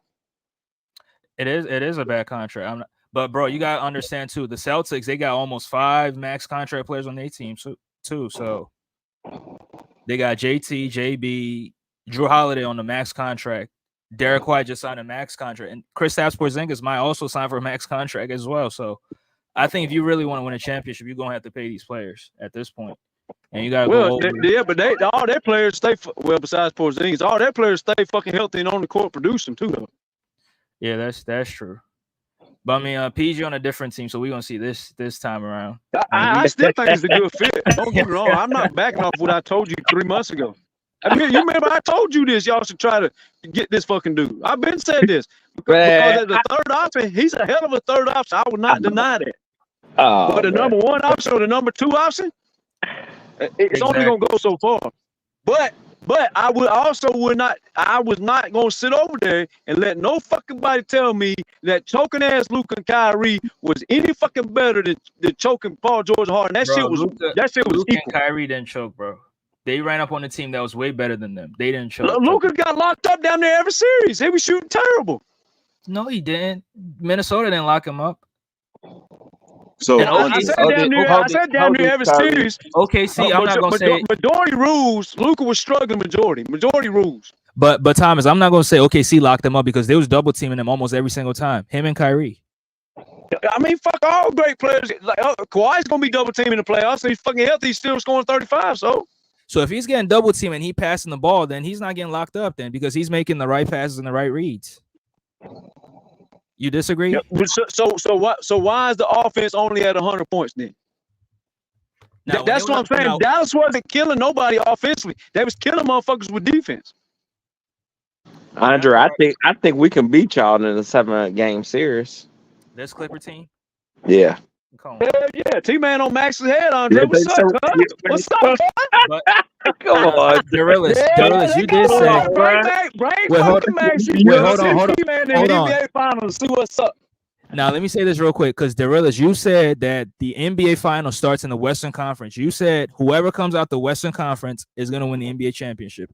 And the Dallas Mavericks got smoked. This year or last year?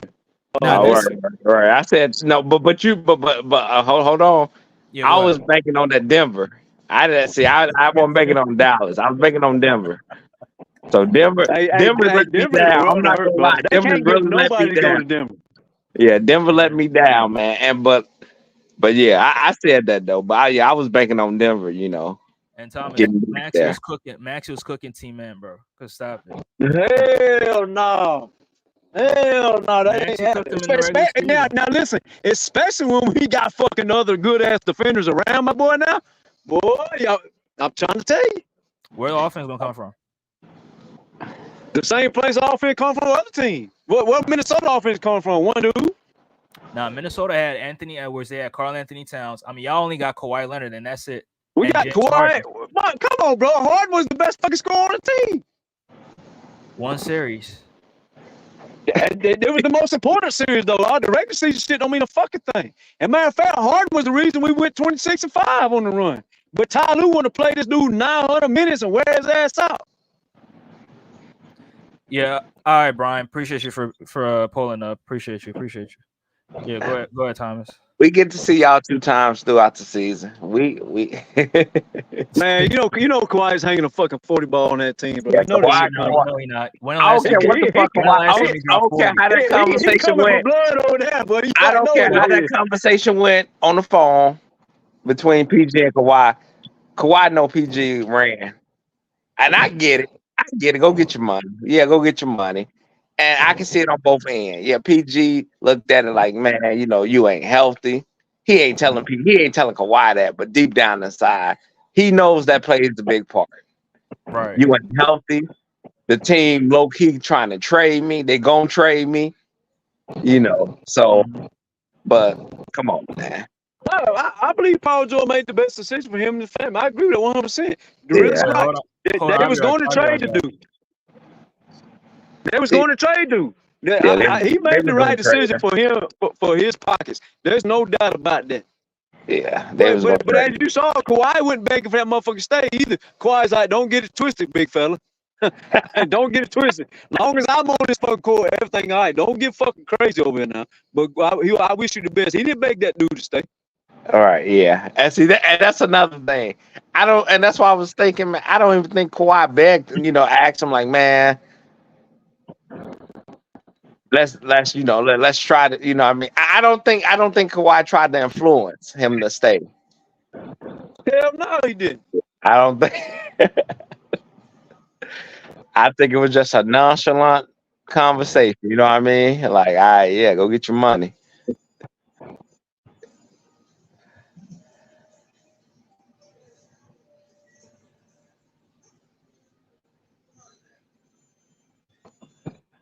Hey, what y'all know about Kessler? It seems like the Utah Jazz they willing to take a first-round pick for give up the 7-footer Kessler.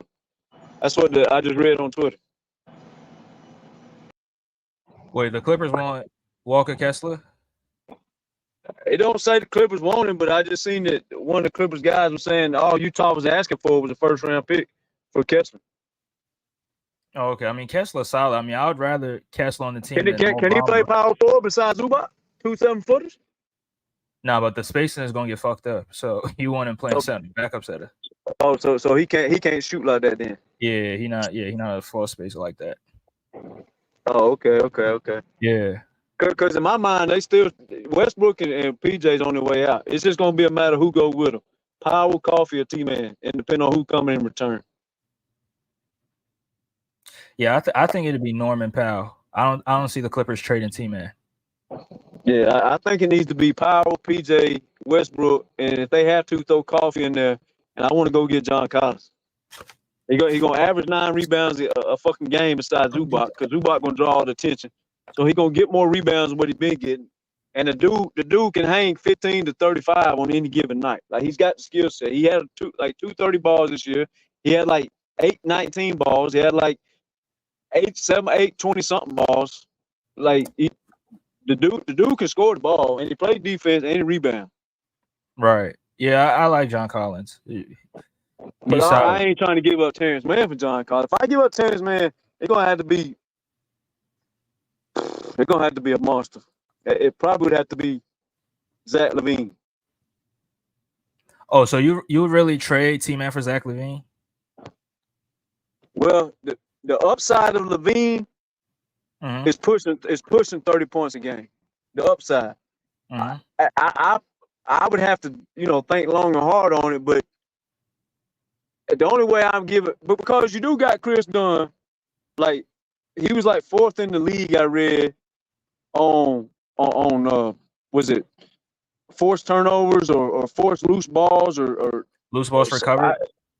Some shit like that. He was deflection. He was something like that. I can copy and paste it in the back room if I still got it on my thing. But all right, he was like 4th of all on ball defenders, and then you got Derrick Jones Jr.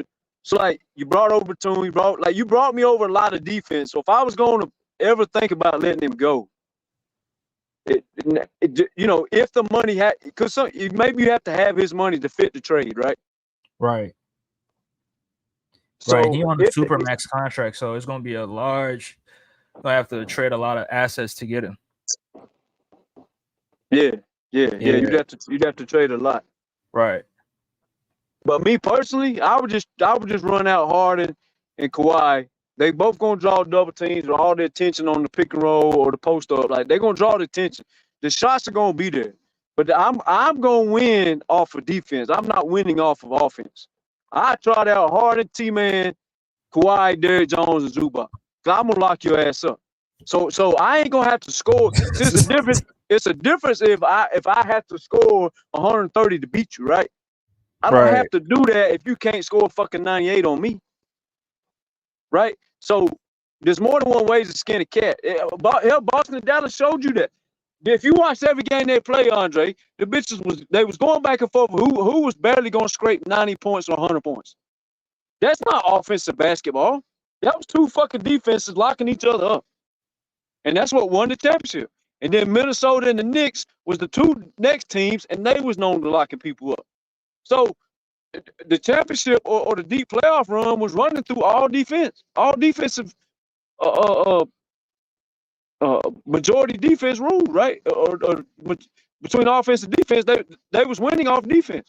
Minnesota, I mean, Thomas, Thomas, I don't fight that point, but at some point when you get a stop, you got to put the ball in the hole, and that's where, with this Clipper team, that's where I have my issues with. Now, if Kawhi Leonard and James Harden is on the floor, you don't get me wrong, they can score the basketball, but the other guys is who I don't trust. I trust Terrence Mann if he plays 35 minutes to score 15 to 20 points a game. That was another argument that got hit over there. But Thomas, you think if you give Terrence Mann the ball in the half court to go create his own shot, you think he can do it? Hell yeah. No, he's got a mid-range game. He's got to attack the rim game. He's got a midi game. He's got a 3-point game, and he's got handles. Bro, he can't create off the dribble like that, Thomas. Stop. The man goes to the rim, dunks on people all the time. He's actually got a post-up game, too. He shoots the fadeaway off of. I'm not saying feature the dude as a fucking 30-point a game. I'm just saying people that can score the ball. You got, unless you trade Powell, you got another bucket getter over there. Oh yeah, you know, Powell. I forgot about Powell. you got guys that can get fucking bucket. Kevin Porter Jr. As long as he stays out of trouble, that dude's a fucking walking bucket. You got all kinds of dudes that get a bucket. Yeah, I ain't seen him in a minute, so we have to see. Yeah, I ain't seen him in a minute either. But the last time he was in fucking Houston, I remember dude getting all kinds of love because he was cooking up the league. He averaged like 19 and a half. They was trash, bro. Everybody can get points on the losing team. They was trash. Okay, so why didn't nobody say that about Dallas when Luka was averaging 30? They was over there fucking losing. Wait, when? They went home every year. The bitches was a low seed getting first round his whole career. Thomas, he was in his second and third year going up against a prime Kawhi Leonard. Come on. No, Thomas. that's one series. I'm talking about for the whole year. Kevin Porter Jr. didn't play against bombs every night. Am I lying? I'm not lying to you. What about Zach LaVine before he got DeRozan and them boys? They was on teams that wasn't doing all that. They was scoring and getting all the fucking love. So why does it matter that Kevin Porter was on a bad team and scoring and getting love? Like what the fuck's the difference? Bro, Houston was trash. After Harden left, they was trash. Like straight trash. I understand that. But that just means that Kevin Porter was drawing the best defender every night. That's all that tells me. Now he was. I think Jalen Green was the best player on that team. I think he was the second or third best player. Okay. Well, I mean, still, even if he was guarded by second defenders, I mean, he still saw a defender every night. It may not have been prime Kawhi, but you still had to face a defender. It's not like they went into there and said, let's put Curry on Kevin Porter all night. No, that's not what they did. They probably went over there and said, okay, hey, Klay Thompson, hey, Iguodala, one of y'all boys need to pick him up. We know Curry can't guard him. I mean, he at least drew some type of defender. Harrison Barnes, I mean, he drew something. Yeah. So I mean, you in the fucking NBA because you can't knock the shit. You know what I'm saying? Now, I'm not saying he's going to come out and average 20. It's not what I'm saying. But if he only averaged 12 and he can get a fucking bucket, I mean, Norman Powell can get a fucking bucket. Here's another thing, Andre. Motherfucking Zubac goes over here and plays in these fucking Olympics, and he's murdering motherfuckers on the offensive end. But Mr. Ty Lue, who Mr. Let's not feed Zubac the ball, hell, Dallas couldn't stop him. He could have averaged fucking 20 if they gave the man the ball. He was killing them boys every time he got the ball. He was fucking trapped. Guaranteed bucket almost. He was getting trapped at times, though. So maybe that's why I tell you. Well, I mean, damn, he need to get trapped. You can't guard somebody. What do? You trap him. Right. So that's part of it. And I don't. Do you trust Zubac passing out of the double team? Because I don't trust it. Well, I mean, you're fucking 7 foot tall. You can see over people. Actually, Zubac made some good passes off the pick and roll. And B used to struggle when you double team him. Now he's gotten better, and I don't think Zubac is that. He's a good passer out of the double team. Not every big man is able to do that. I mean, he's not Jokic, obviously, but you know. Yeah, he's not Jokic, but the man did make some nice ass passes out of pick and roll. He found some wide open people. He threw some backdoor passes off the pick and roll at the free throw line when he ain't had no shot. He had to make a pass. He made some good ass passes. Now he's not Joker. I understand that. He's not John Stockton. Now I'm talking about off the double team. Like when he gets double team or trapped on the baseline, you trust him to make the right pass and right reads. I trust him not to turn the ball over. Hell, I trust him not to turn over more than I trust Westbrook not to turn over. Nah, stop it. I mean Westbrook handles the ball. I mean, come on, Tom. That's an unfair comparison. Do I trust Zubac to get the ball out of a double team and not turn it over all night? Yes, I do. Do I expect him to average 8 assists out the double team? No. But I expect him to get the ball out. We start rotating and catch somebody in a bad mismatch. I believe we can do that. I mean, but you got to remember. Yeah, go ahead. But you got to remember, Dallas wasn't even stopping him like that. All they had to do is get the man the ball. It ain't like you don't know Dallas is gonna trap him just because you say that. Nah, they was on the baseline. They was trapping him. Well, on the baseline, but he still was getting buckets. Yeah, not all the games though, but I think game 2 or game 3, one of those ones, they was trying to trap him a lot on the baseline, and that's why Harden started, going off. Harden, I think somebody else was going off in that game. Oh well, there you go. You just answered your question. They trapped him and left somebody else open. I'm not saying he's Joker, but you answered the question. They trapped him, and somebody else was able to get off because of the trap. So I mean, that answers your question. Thomas, look, somebody says Zoo looking good because there's no 3-second rule in Euro basketball, so he can stand in the paint. Okay, well there was a 3-second rule in the playoffs versus Dallas when he was cooking their ass though. I mean, he had a mismatch, bro. Daniel Gafford is 6'8" or 6'9". Of course, he's gonna dominate him, bro. Well, I mean, how many fucking 7-foot defensive centers are in the league? Everybody's not motherfucking Embiid and Porzingis and Gobert. They ain't but so many of them fuckers. And even if you're tall, let's say Cody Zeller, he played at North Carolina, I believe. He's tall as hell. He can't fucking guard no Zubac. Yeah, he's not no defensive player. Yeah, that's what I'm saying. Every team don't have a prime elite defender at center to guard Zubac. That's not true. Hell, Zubac was giving Joker the business in some of them games on offense. The fuck? Because Joker not a defender. Thomas, I'm not disagreeing with you on Zubac because I've been on record saying that I think Zubac can average 17 and 12 if Ty Lue really features him in the offense like that. I mean, I've said I'm really high on Zubac. Oh, that's all we need. Hell, you just said the other day, you just said Boston had guys that just give you 15 and 20 here or there. One night, dude had 25, 28, but that's cool and all. But the next night, he only had like 12. That's why the average is only 18 points a game. Right. It ain't like motherfuckers hang 18 every night. The difference is you get a 133 ball, a great game. You get a 12 ball, you do the math, and what's the average? Does that mean you average 18 every night? Fuck no. That just means the average fell there. You didn't do that shit. So 17 and 12 out of center. T-Man, there's no doubt in my mind T-Man can average 15 plus if he played 35 or 40 minutes a game. No doubt in my mind. I've been on record arguing with BJ. T-Man, average 15 to 20 if you played 40 minutes a fucking game. I mean, you can't tell me the man can't score the ball if he gave you a fucking 40 ball in an elimination game. And no, it wasn't all wide open threes. A lot of it, most of them was. Thomas, stop it. But the point is he can do it though. Yeah, he can. Yeah. Don't get me wrong, he can. But can he do it when the defense is focusing on him, like a Kawhi Leonard does it, or like somebody else does it? Well, I mean, I'm saying nobody's gonna be focused on T-Man if the ball's in fucking Kawhi and Harden's hands. He's gonna have people like fucking Steph Curry and fucking Trae Young's guarding him. I mean, how hard is it?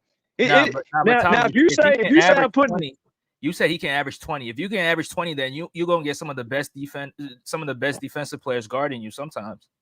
No, I said he can average 15 to 20. Okay, let's take Harrison Barnes and Golden State. He wasn't drawing the fucking defenders. The defenders was guarding fucking Klay Thompson and Curry. Harrison Barnes was just benefiting off the damn. He just had a mismatch here or there. This dude ain't no prime all-star, but he fucking Kyle Anderson's another one. You fucking put Kyle Anderson out of the mismatch, he gets you fucking 15 points a game. Yeah, that actually probably a decent pickup for Golden State. Golden State. Yeah, I like that pickup for them. Yeah, he's solid. He's just slow, but he's solid. Yeah, he's slow. They call him slow mo for a reason. But the dude can score the ball, given certain, like let's be honest, Zubac, Kawhi, and Harden. Who's the guy gonna be checking Terrence Mann? It ain't gonna be a defender. It might be a third defender. So let's go to the 76ers. Who's guarding Terrence Mann? So Paul George, you go probably Maxey. Okay, I like it. I'm not hating on Max. I think Max is a fucking dog. I like that kid. Remember when they said, "Well, we ain't gonna trade Harden."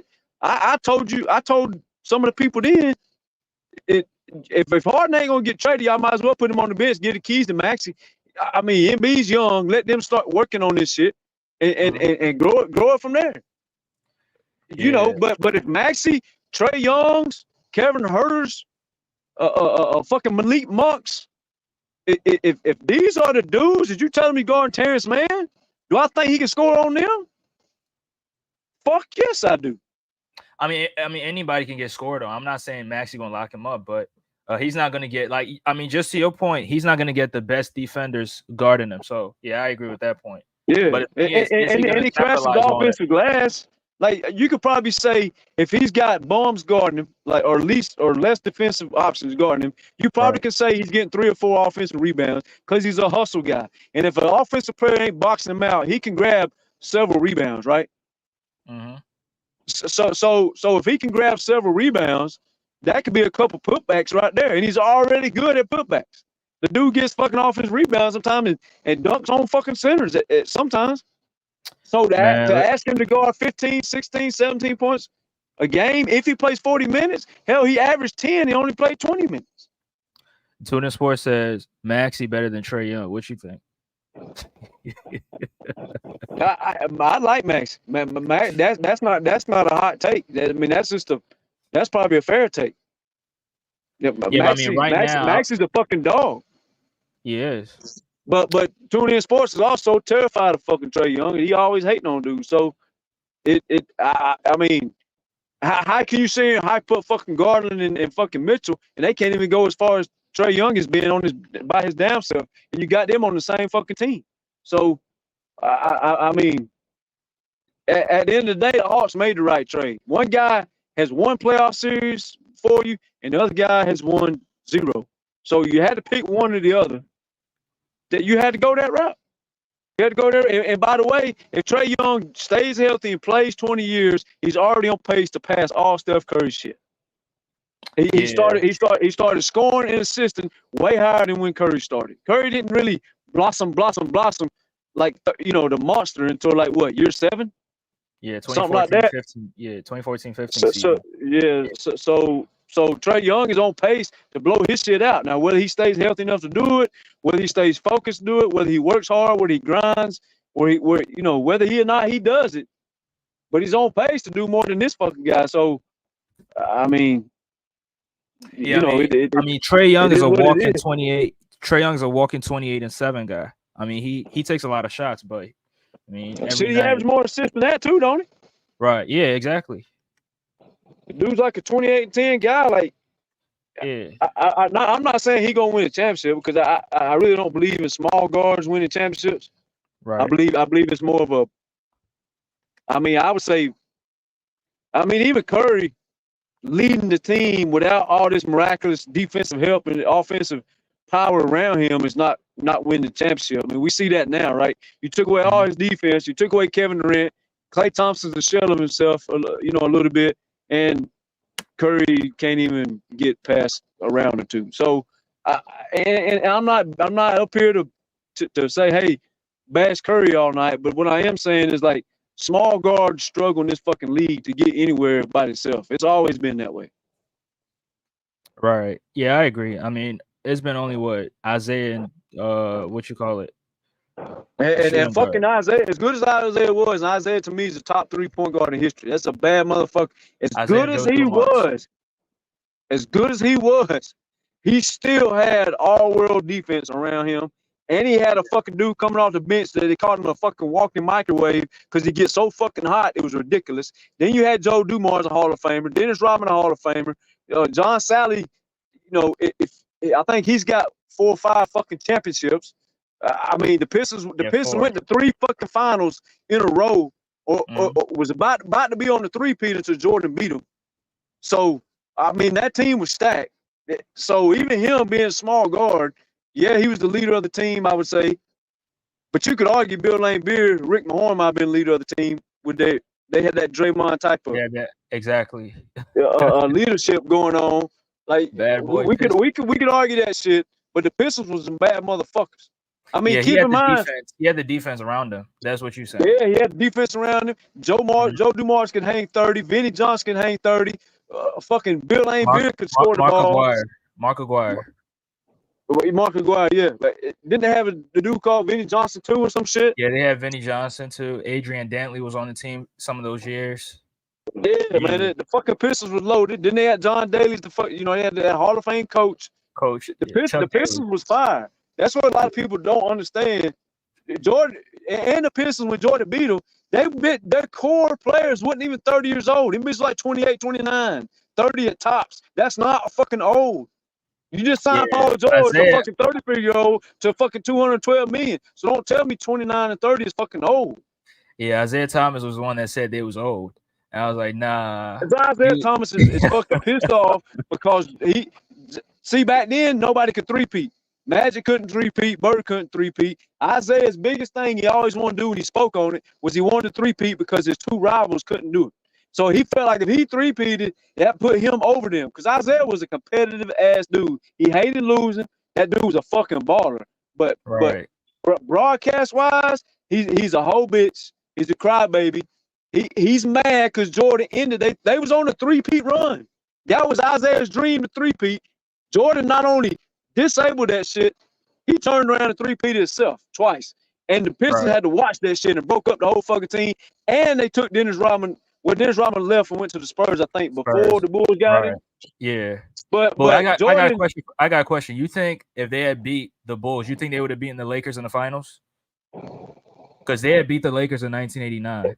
Yeah, it was a good chance. But because you got to remember when you beating people back to back, like, or you winning championships back to back, there's a thing called intimidation or mind control, so to speak. Like for instance, what Ray Lewis had on the NFL, when people would go play the Ravens, even though they only won the 2 championships, when you went and played the Ravens, or you went and played Brady, or Peyton Manning and the Colts, you feared Ray Lewis and Ed Reed and Brady. You feared these dudes before the referee blew the whistle.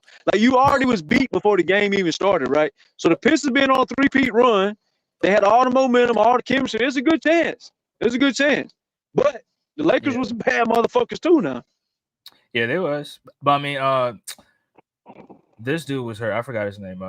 The second pick in the 1982 draft. Played with Jordan in college. James Worthy?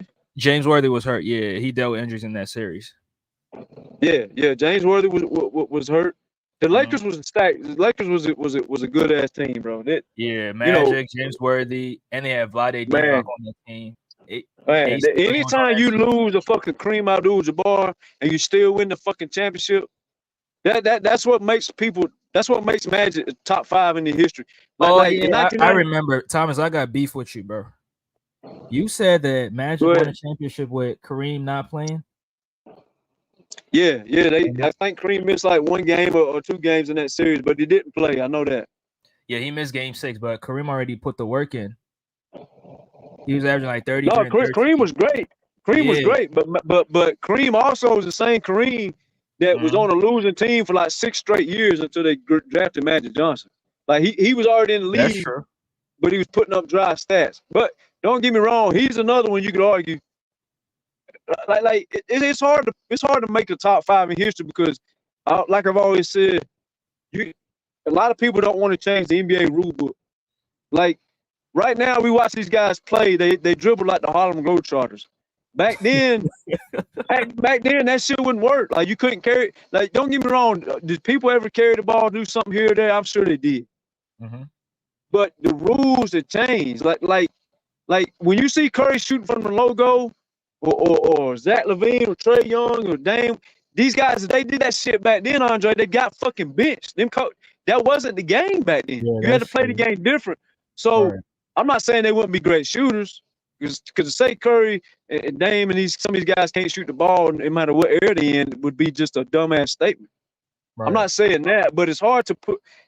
It's like Michael Jordan always said, man. It's hard to put myself anywhere because I don't want to disrespect the people that laid the foundation for me to play this game, and they played in a different era. Like, you remember all the rebounds that Bill Russell, Wilt Chamberlain got. Speaking of Zubac playing, they say he played with no 3 seconds. Like, I don't keep up with enough overseas to argue that for or against it. Right. But back then, again, Wilt Chamberlain averaged 30, 20-something rebounds when they hung out in the paint all fucking night long. Right. Like, can you imagine Embiid just standing in the paint all night with no whistle? The dude's averaging 25 rebounds. So, exactly. When you do that top 5 shit, you really gotta. It's hard to do that shit. It's hard. The rules. The rule book is just different. You know, the biggest argument for Jordan was he didn't stand in the paint in the 1930s with no rule book and get 25 rebounds. he did his shit. What he did back then is what we watching people do now. Like you take a mixture of Kevin Durant, Derrick Rose, Kawhi Leonard, put them all in one basket. He was doing that shit in the 80s. So to say he can't do that now, that'd be pretty stupid. But then again, you take guys that like I believe Embiid would fit better back then than Giannis and LeBron, because back then you had two rim protectors. You had the power forward and the center, who was not only rim protectors, but remember, Andre, the people they was guarding was also paint players. So you had four people standing in the paint or in and out the paint, 1 foot in, one. Like you had four guys touching elbows against each other for 24 seconds of the shot clock. So just to think you're going to run down the rim and just dunk the ball and shoot layups all night, that wasn't going to work back then. So I could argue that Embiid would fit back then better than them guys would, because he had a midi. Olajuwon had a midi. He had a post game. Shaq had a post game. He got quickness. He could dribble the ball. Shaq had quickness to dribble the ball. Hakeem could dribble. Like, I could argue that Embiid fit better back then than some of these other guys. That's a whole nother conversation for another day. But right. But Embiid's style, Kawhi's style, would translate all the way back in those eras, because hell, they play how the game was played back then any fucking ways. Bill Laimbeer was shooting fucking middies. There's another dude that played with the Cleveland Cavaliers, Brad Daugherty. These motherfuckers was playing like Embiid back then. So you can't say he couldn't translate back. And Jordan is playing like fucking John Morant, Derrick Rose, Kawhi Leonard, and fucking Kevin Durant mixed all in one body. So you can't say he couldn't play now, right? Right. Some shit would just be dumb to say. Yeah. But Thomas, I'm getting ready to close out. You got any final thoughts and last words? No, I think PG is a good fit for y'all, to stay on the topic. I think y'all crippled yourself because you finna play three guys, 200 fucking plus 250 million. I think you hurt the longevity of, but fit wise, like third option. Like I said, I told you months ago, when you didn't even want him. I said, man, Andre, but he's coming to y'all to do less for y'all than what he was asked to do in LA. So I think it's a good fucking fit for y'all. I wouldn't try him out there as the power forward, and as of right now, I mean, it looks like y'all gonna be starting what? Maxey, Martin, or Oubre, or PG. Yeah, Maxey. Looks like y'all gonna have a small ass starting five to me, but I could be wrong. Yeah, Maxey, Embiid, Caleb Martin, Oubre, and PG. I thought you told me the other day Rocco was still on the roster, but I think he's a free agent. He's a free agent, yeah. Y'all need to bring that dude back, start him at power forward, and put who's the best microwave scorer you got? Like, just bring him off the bench and he can give me 15. Oubre or Eric Gordon. I don't know what you think about Eric Gordon, but I think Eric Gordon is a microwave scorer that you you got it. Yeah, see. Yeah. Well, he's more offense. That dude was getting motherfucking fried in the playoffs. Derek Booker, he had Devin Booker looking like a fucking prime Kobe Bryant. Devin Booker was cooking all the Clipper players, bro. Yeah, he was man, Russ, all those guys. He was cooking them. Yeah, he was definitely cooking. Yeah. That was another shit I was so pissed off at Ty Lue about was Terrence Mann's only. If you start him, that series is different. If you started Rocco and Kevin Durant, that series is different. But nah, you want to start fucking Westbrook's ass and Gordon and fucking Marcus Crybaby Morris and oh man, that's just a whole nother conversation. But no, I think PG is a good fit for the Sixers as the third option. I think it's a good fit. Like I said, I told you that. I think you paid way too much for him. That's gonna hurt big time when y'all realize you need a couple more defenders. I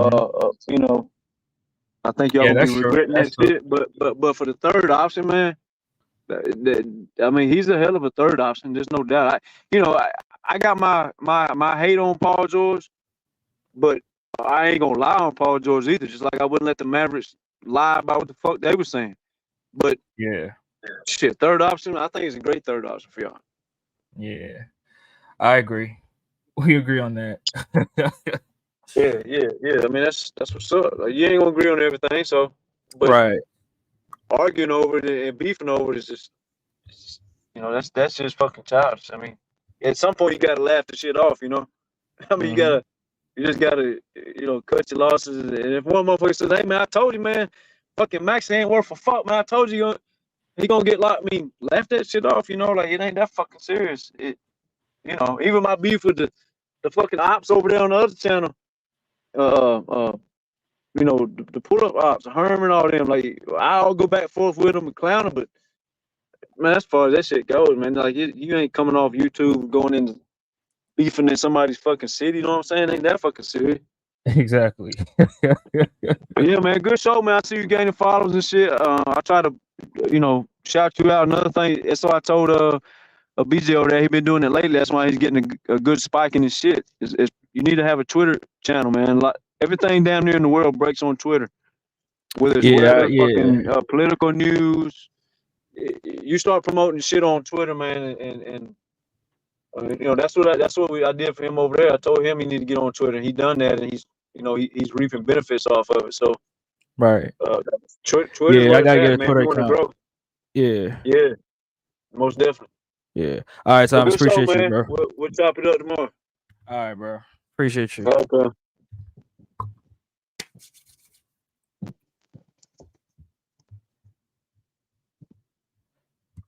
Yeah, so this brings the show to the end. Appreciate each and every person that joined. I see Tuning Sports in the back, bro. Every time I do a live, bro, you gonna catch strays. I'm just letting you know, bro. So you might just come in and you might hear your name randomly, like, bro. You always gonna catch strays because you be throwing your little shots. You be throwing those little shots on Instagram and your community page. And Imani Bates is better than Tobias Harris. Okay, cool. But yeah, shout out to Tuning Sports. Shout out to Brian Pumper. Shout out to Philly Sports, Darillis, Bruce, and Zay. Shout out to Thomas. I mean, they all pulled up to talk about this PG thing, which, I mean, me personally, I think the Clippers didn't really want him anymore. That's why they offered him that 2-year, $60 million in the first place. Because if you wanted him, you're not going to give him that contract. You're basically telling him to walk, in my opinion. And I made that analogy with the job that I used to work for, where I was working 40 hours and they just cut my hours to 16 hours a week. And that's where I knew that, you gotta get up out of here. So I think that's the same thing with PG. In my opinion, he made the best decision signing with the Sixers. I mean, securing that money, doing what was best for him and his family. So huge shout out to PG. Hopefully we can do something special with the Sixer team. But it was a great show. I appreciate each and every person that tuned in. We'll be back tomorrow, God willing. I'm gonna definitely have a great show tomorrow as well. Hopefully everybody pulls up then. But I appreciate the love and support. I'll catch you guys on the next one. Peace.